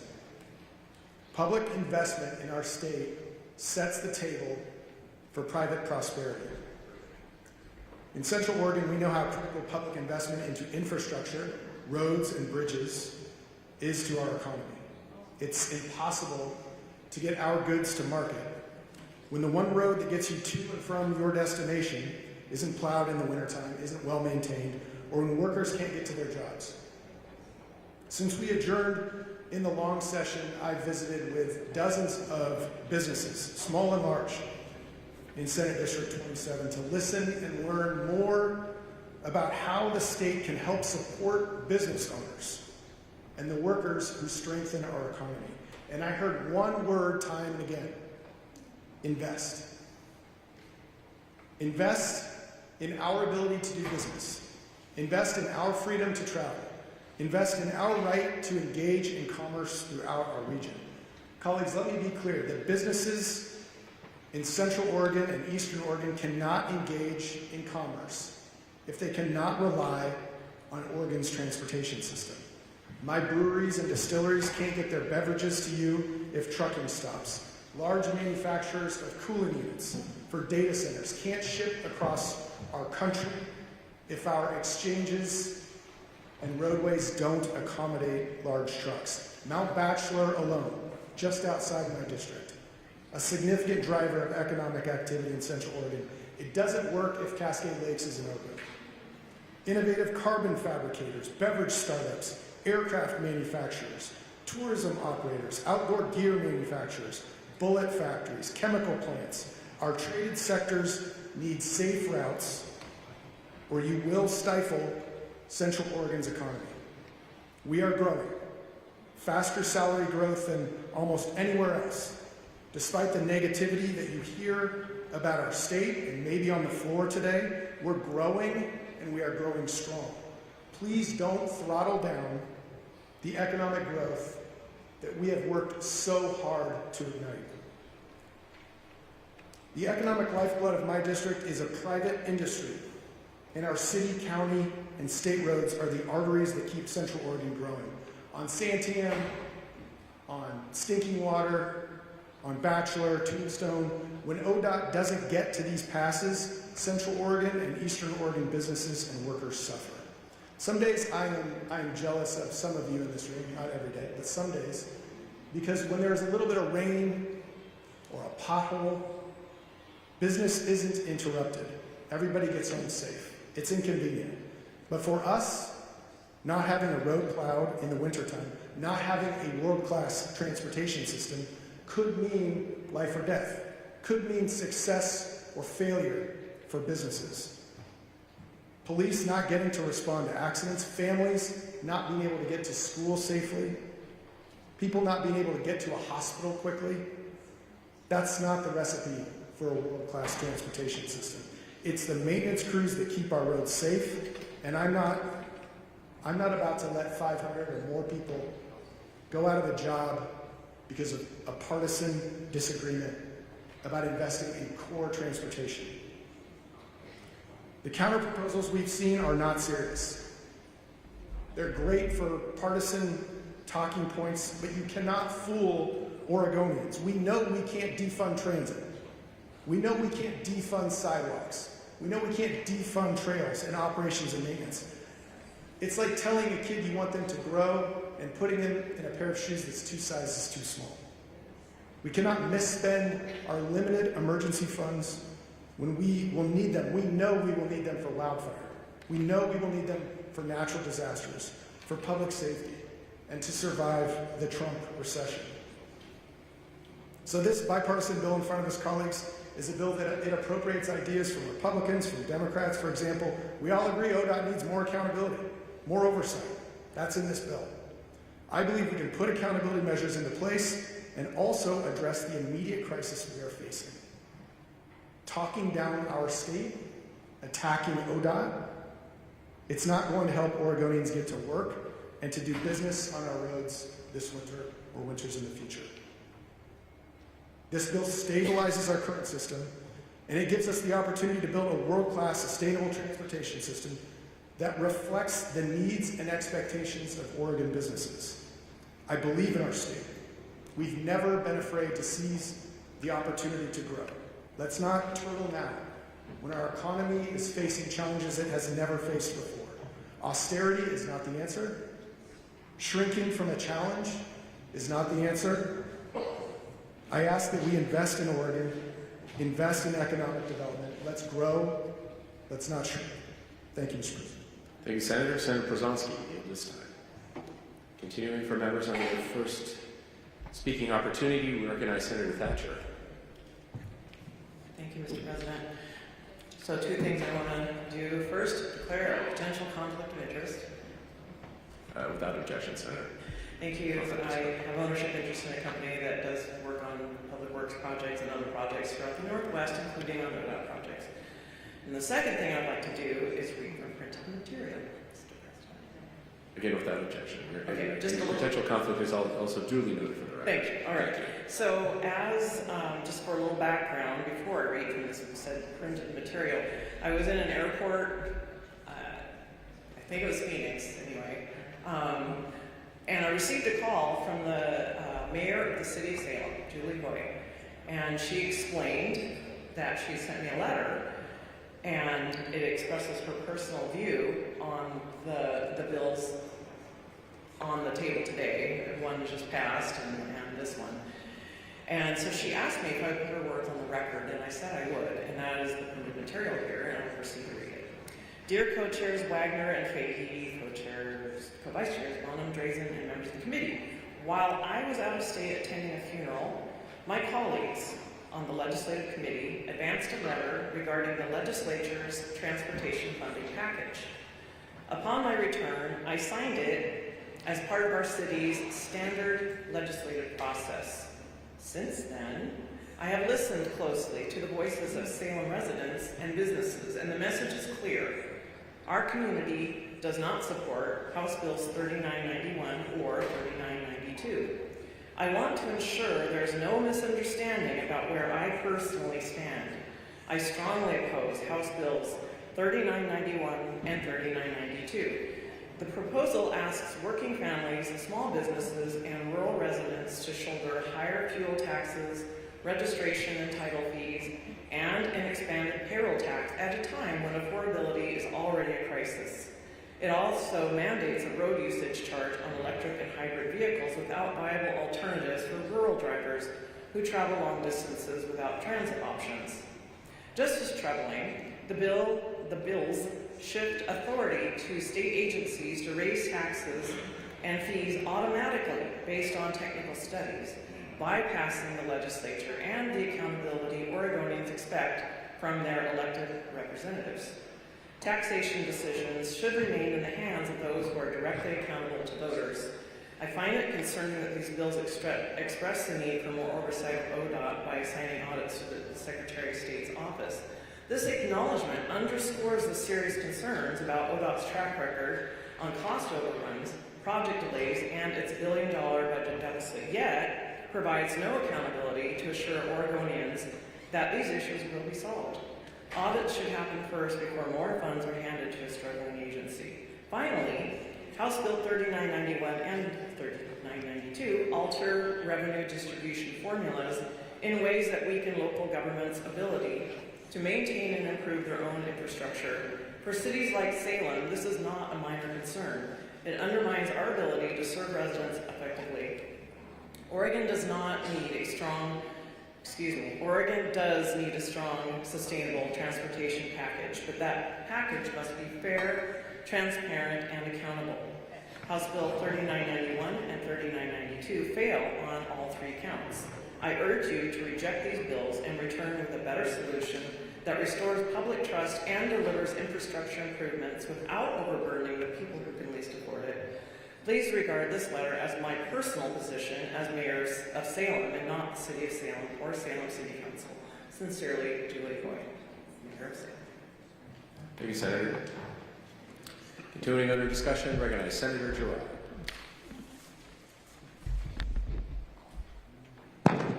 Thank you, Mr. President. Colleagues, I rise in opposition to the bill. I think if you have gone to the gas pump lately, you are sticker shocked. I filled up with gas yesterday with my wife, and I believe we paid about $5 a gallon. And Oregon always rates in the top anywhere from 3 to 7 statewide for gas prices. So if we're lacking tax, why is gas so darn expensive? It's kind of confusing because the oil really comes from Alaska. A good share of it does. It goes to Seattle, it's refined there. So the transportation costs are pretty low. Well, again, if you were a couple or an entity and you were facing bankruptcy, which ODOT sort of is, what would be the thing that they would tell you to do? One would be review your cost factors. Again, I'm going to go over just briefly some cost factors. You have the price of aggregate, you have the price of asphalt, you have the price of labor, you have project costs. It's been brought up several times that if we don't do something, they're not going to have the ability to use snow plows and the roads aren't going to be clear. It's been brought up numerous times that if we give ODOT flexibility, remove some of the silos within ODOT, we can give them that flexibility, and that really is a new issue in a way to sell the program. We have some really major problems, but we can take care of it. This isn't a Band-Aid. What we have right now in the state of Oregon with money, we need a tourniquet. And it's not just ODOT, it's general fund. And once again, I'm going to harp on dollars. General fund and ODOT, you can't separate them 100% because there's so much cost with them. So if we're going to use the same philosophy with our general fund, let's just cut to the chase, go to the modified 2-line tax form that we're heading for, which basically says, how much did you make? Send it to me. Because that's what this body is heading for. And we've got to change course. Vote no. Thank you, Senator. Seeing no additional members in the queue for the first time, Senator Golden yielded his time to Senator Family Open. Oh, we do have 2 more members. I think they've Robinson at one time.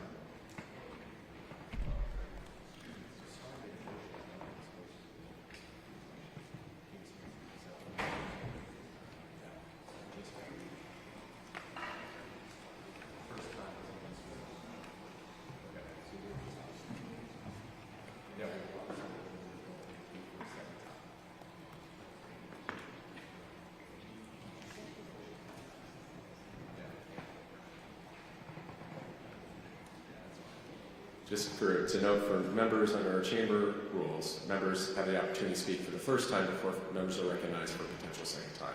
Continuing in the queue under the chamber rules, recognize Senator Starr. Thank you, Mr. President, colleagues.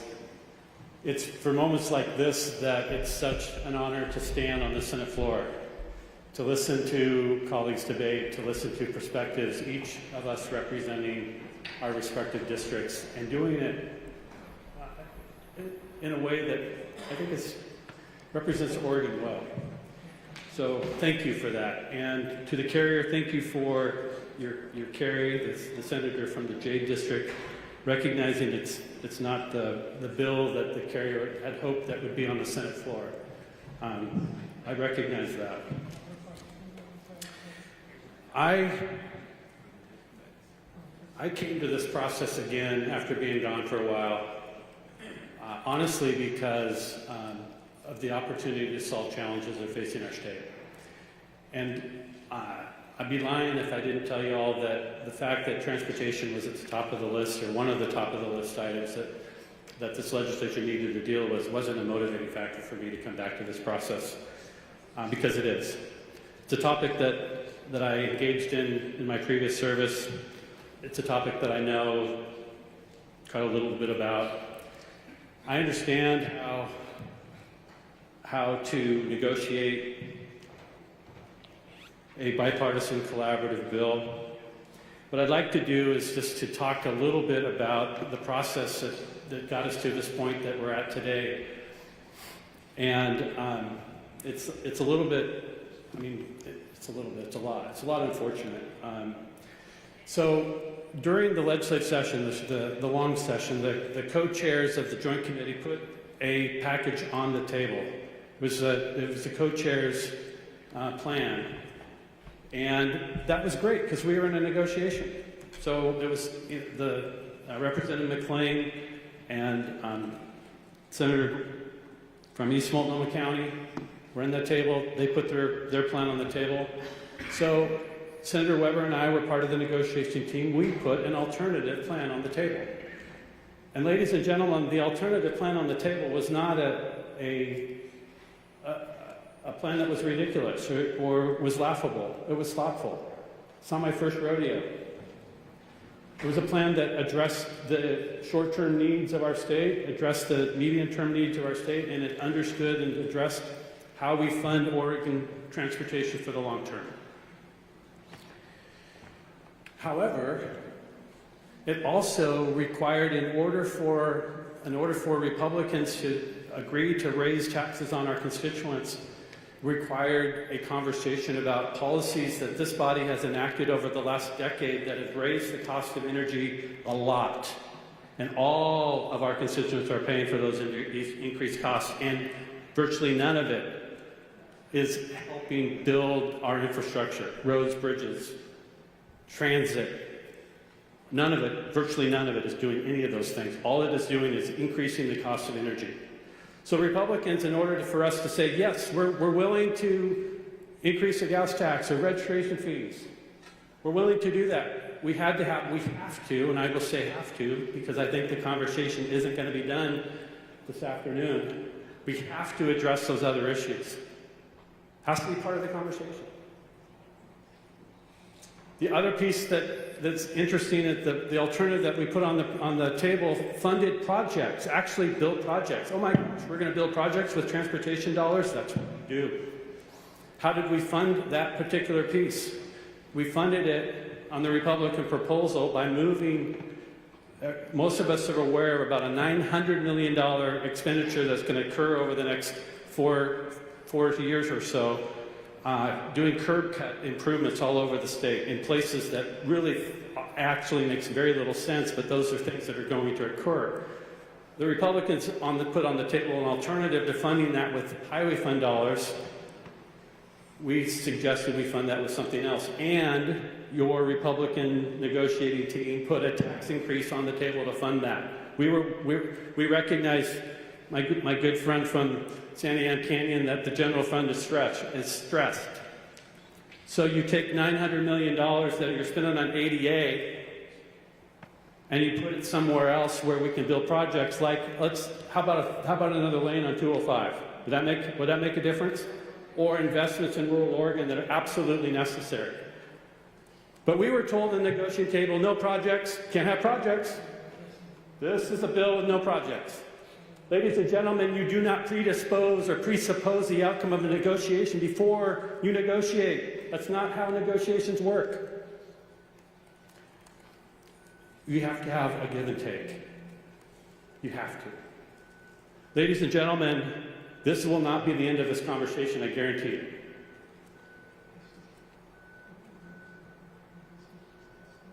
There's a lot in this bill that is good. We were in a process of negotiation. Several of the things that are here, what I would call the low-hanging fruit, we agreed on. We had conversations in that negotiation about accountability. It's in the bill. Personally, we weren't, in my opinion, we weren't done negotiating that piece of it before it kind of broke down. I would have gone farther with the accountability pieces. Oregonians do not trust that their tax dollars are being well spent by this agency. They are not. I wish it was different, but there's more to do there.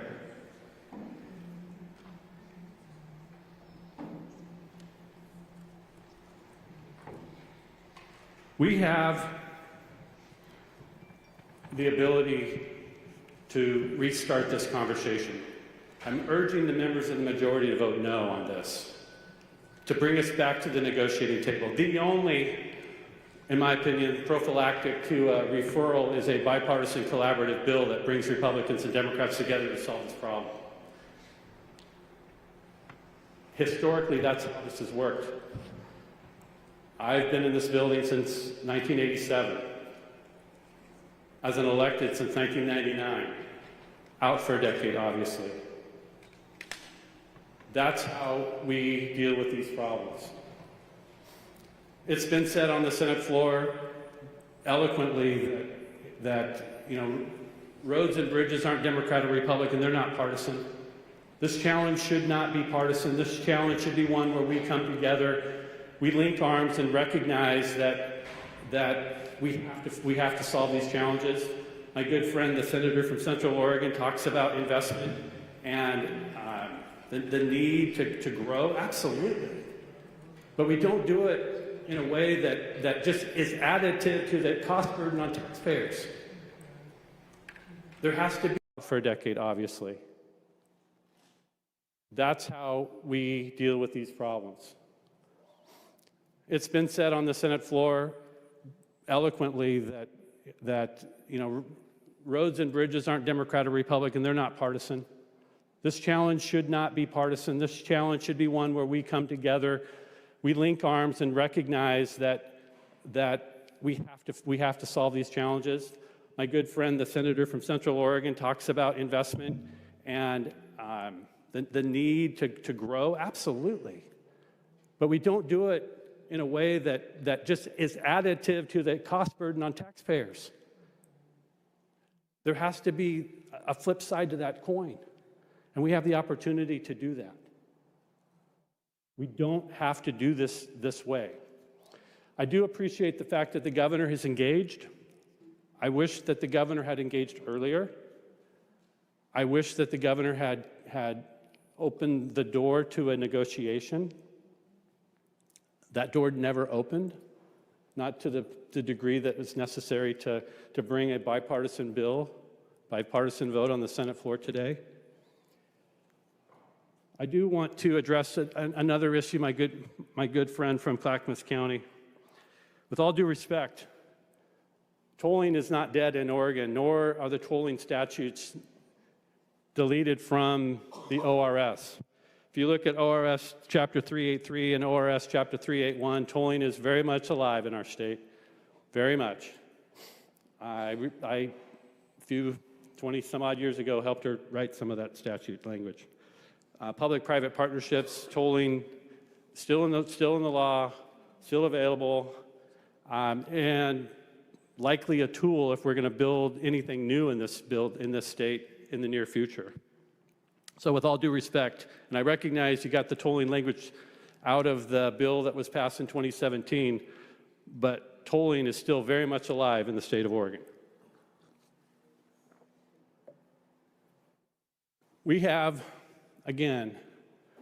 the opportunity to do this right, and I wish we would. I understand it's likely not to occur today, but I can't guarantee anything necessarily, but I believe that we will be back at the negotiating table at some point in time. Colleagues, I'd urge a no vote on this bill. I'd urge you to look at the voices of Oregonians who have weighed in from all corners of our state. Oregonians from Canby said, vote no against the tax hike bailout of ODOT. Any tax increase is an effort is an affront to decent, hardworking citizens of the state who work hard, balance their budgets, and generally live within their means. Government should do the same. No new road tax. I'm a sole earner of my family. I can't afford this.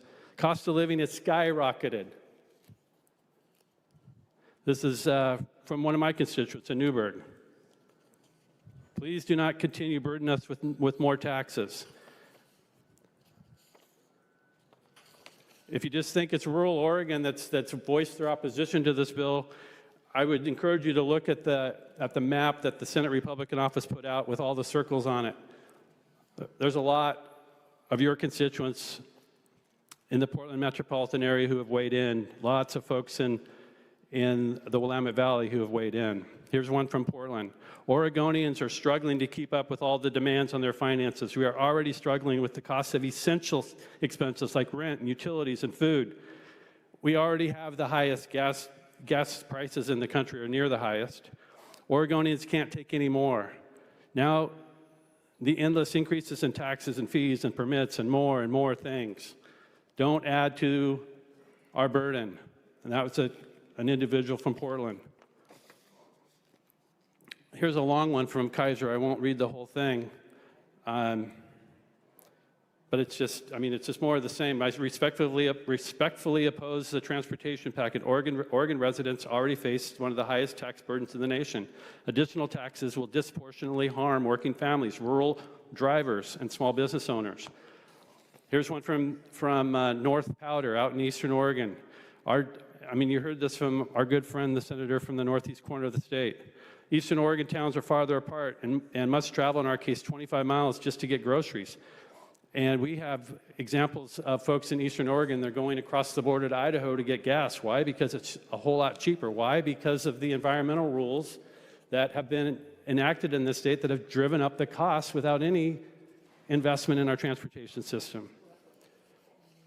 Here's one from Union. I am the only income in the house of 5. New road tax will continue to make it harder to provide for my family. I strongly oppose this tax. I could go on and on and on. Reading these, there's 5,000 of them, but I won't. What I will say is Oregonians are taxed enough right now. And we have the opportunity to do this differently, and I wish that we would. I wish that we would.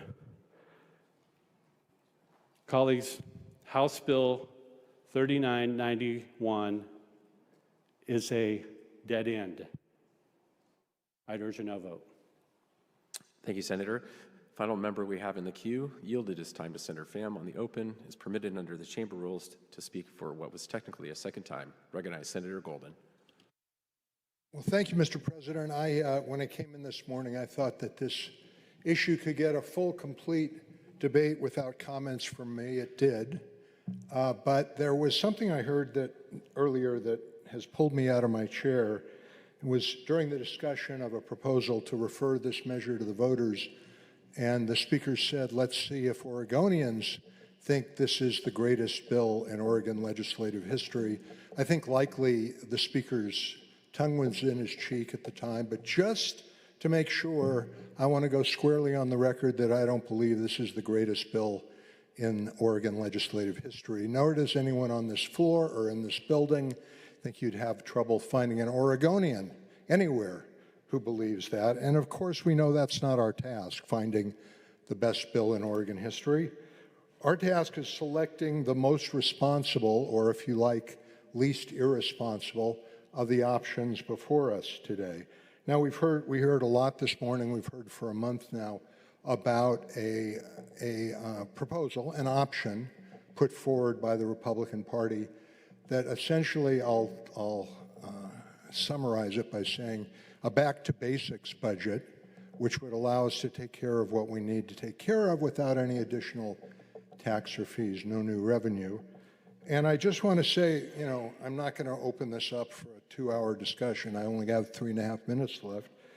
But that back-to-basics proposal would leave thousands of people in my part of the state without a way to get to work or their basic commitments. It would leave hundreds of employers not knowing if their workforce is going to show up at critical moments, and it would leave small and medium towns across our state without nearly enough revenue to reverse the deterioration of roads, which is a spiral, and that the longer you wait, the more expensive it is.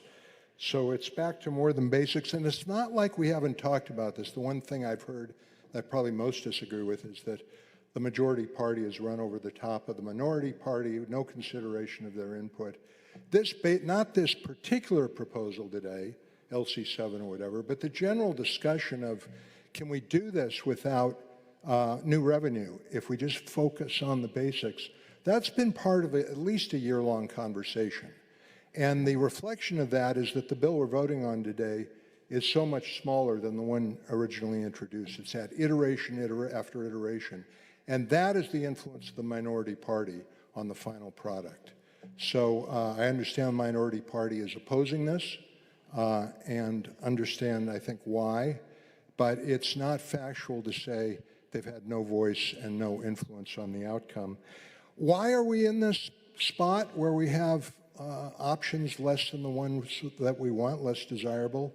I believe it's because of decades of blinking at the moment, the tough moment when the decision on new taxes or new fees are made. I believe we have not, as Oregonians, been paying our way as we go, and that has created the deep hole that we're in right now. And my belief, and the reason I'm voting yes as the most responsible vote, is that if we blink again now, we deepen that hole for Oregonians in 2030 and 2040 and beyond. And to me, that's not leadership. It's an attitude of the folks who come after us will figure this out. And we've done that enough across the board in recent decades. And I don't want to continue that. Lastly, I would say the hardest thing about this vote for me is a point that was made eloquently earlier, which is the impact on the Oregonians who are struggling most economically. You can't disregard that. I will say we have in our power, as soon as the next session, the ability to do something about that. There are any number of reform proposals in our taxation system that could really ease the burden of the people who we are concerned about now in terms of this new 6-cent tax. In the context of this discussion, there was a proposal for a new car fee, which would not be regressive. One version of that said that over $75,000 cars would pay 2 or 3% tax, and that was roundly beaten back. So my point is not to advocate for anything in particular, but to say if we have the concern we're talking about for people who are going to feel the impact of this in a difficult way, let's come together next session and do something about that in general taxation and in transportation taxation. Mr. President, thanks for the second opportunity. I appreciate it. Thank you, Senator.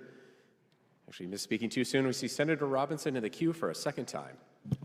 Yes, thank you very much. I've just been listening to the discussion. I would like to point out, it's been mentioned that we will have performance audits in the bill, which is something, of course, I like. I'm suspicious that they will not be adequate. I've seen audits before where, will these really dig into the details? Will we really know what's going on? And I think there's an indication that they won't be because we didn't do them beforehand. Why doesn't each of us have on our desk a list of where this money's going? Why don't we know how much is going for environmental reviews, how much is going to project labor agreements, how much is going to all things? I would think you'd do this beforehand, and if it actually worked, then we look at that, and then we do them ongoing. So I like that it's there. I don't think it'll solve the problem. The other thing I'd like to point out, it's been mentioned that gas is cheaper in other states, which it definitely is. On the commodity exchange today, oil is the equivalent oil price is $1.50 a gallon. Gasoline is $2. Of course, it has to be delivered. But I was back east. You get into the Midwestern states. It's just basically as soon as you cross the border into Idaho, you're down $1 a gallon over Oregon. So we are driving the cost for gasoline, for transportation, through the roof with all sorts of unnecessary measures already that look a lot larger compared to just the 6-cent increase. So that's a concern. And then getting back to tolling, not only can we still have tolling in the state, maybe remove specific language, But I don't really see the big difference between starting a program to toll EVs, which granted is on every road. If you're worried about a specific road, yes, there's a difference. But in this bill is a tolling program for electric vehicles, and actually a double taxation on hybrid vehicles, which still use gasoline and will have to pay the EV charge as well. And once we start that program, yes, it's billed as fairness for electric vehicle owners who are already getting a subsidy, so it's a little bit odd. But once we start an agency, it's going to expand, and I just don't like that. I always thought the most practical tax was the gas tax, because it's easy to collect, very little overhead.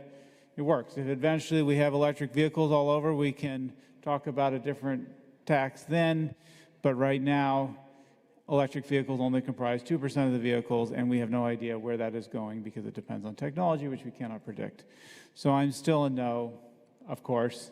I wish we would get some more Democrats that would vote no, and then we could have a reasonable discussion on this. I was not intending to be the last speaker. Maybe there'll be others, but I just thought of those things and I wanted to mention them. So thank you very much. Thank you, Senator. For turning to the close, recognizing all actions during debate for public record. Consistent with the chamber rules, Senator Linthicum yielded her time to Senator Bonham. Senators McLean and Anderson yielded their time to Senator Starr. With our closing, recognize Senator Pham.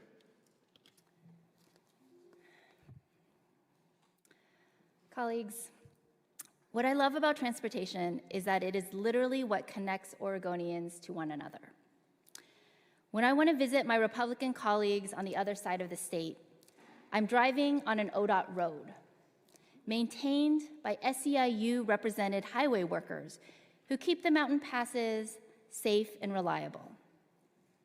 When I want to pick up my daughter from school and chat with her teacher or her classmates' parents, I'm riding my bike on local city streets. When I want to get to an event downtown, like I did this weekend in downtown Portland, it's the TriMet FX bus that takes me there, and a friendly bus driver that I can rely on in a vehicle maintained by unionized mechanics, carrying me and my neighbors safely across town. Transportation needs look different in Southeast Portland than they do in Southeastern Oregon. But nonetheless, investments in transportation are investments in keeping Oregonians connected to each other. Oregonians simply cannot afford to let this vital connective tissue wither.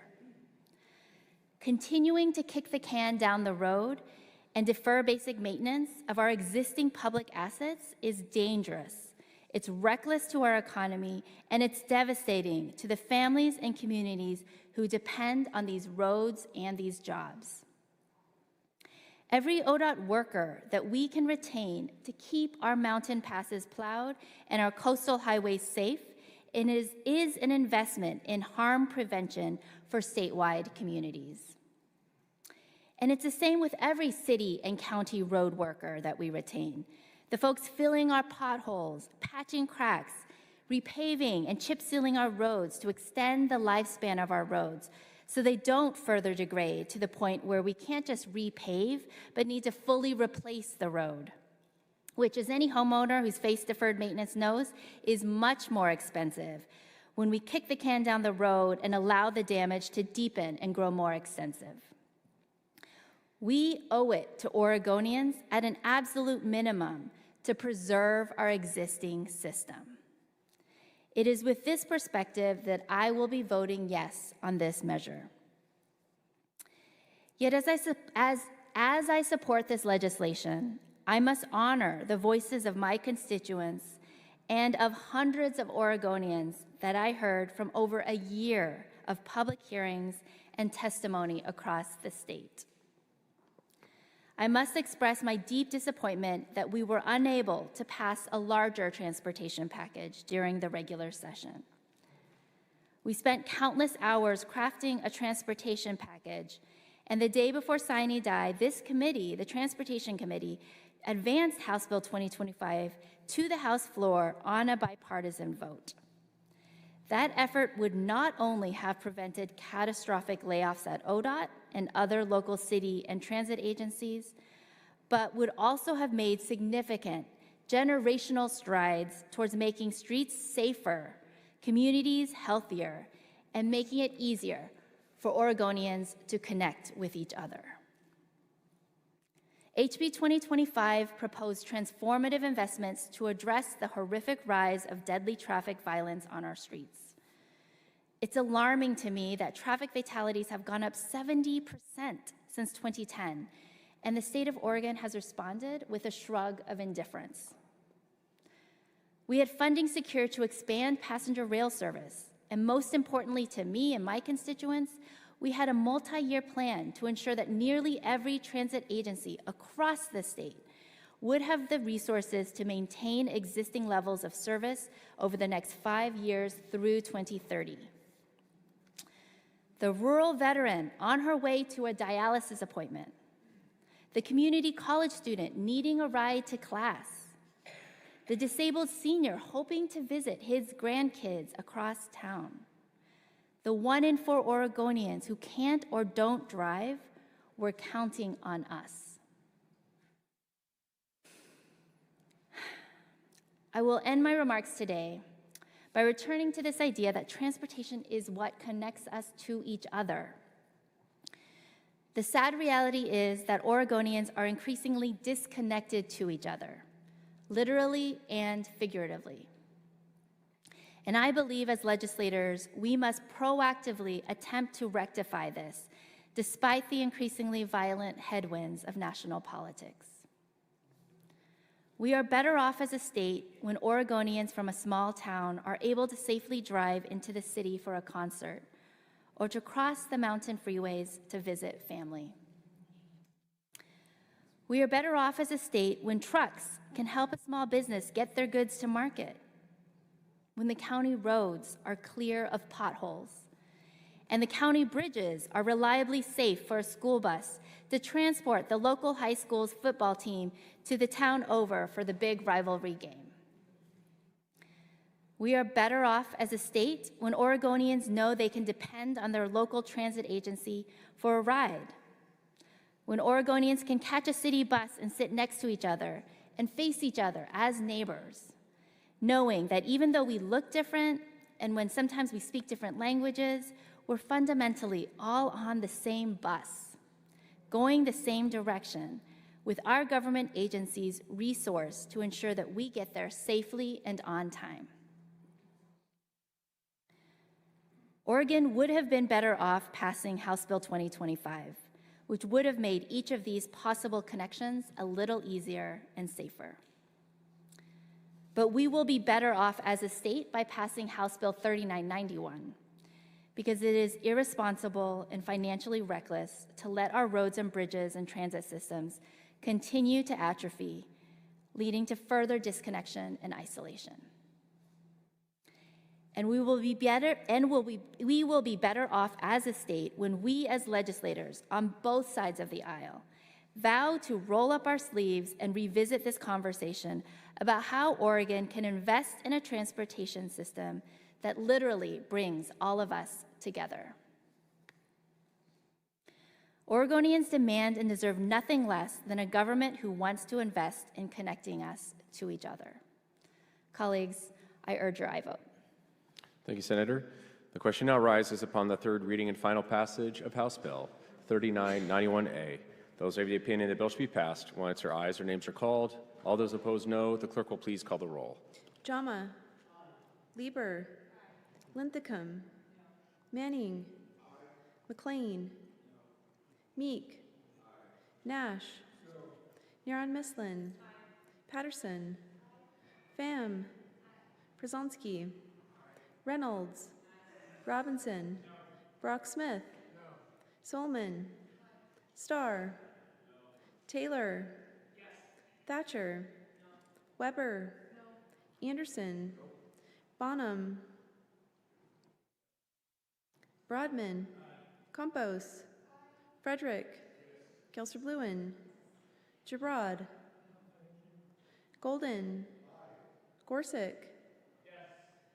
Hayden. President Wagner. Aye. Excused: Hayden. Voting nay: Anderson, Bonham, Gibrod, Linthicum, McLean, Nash, Robinson, Brock-Smith, Starr, Thatcher, Weber. 18 ayes. House Bill 3991A, having received a constitutional majority, is declared passed. Colleagues, continuing in the queue, which is a reminder, House Concurrent Resolution 51, without objection, will be carried over to the Wednesday, October 1st, 2025 calendar. Other business of the Senate. Announcements. Colleagues, I hope you've heard or maybe have already visited the Courtney Memorial Lounge up in 350. We're having a soft opening today. You should have received an email this past week.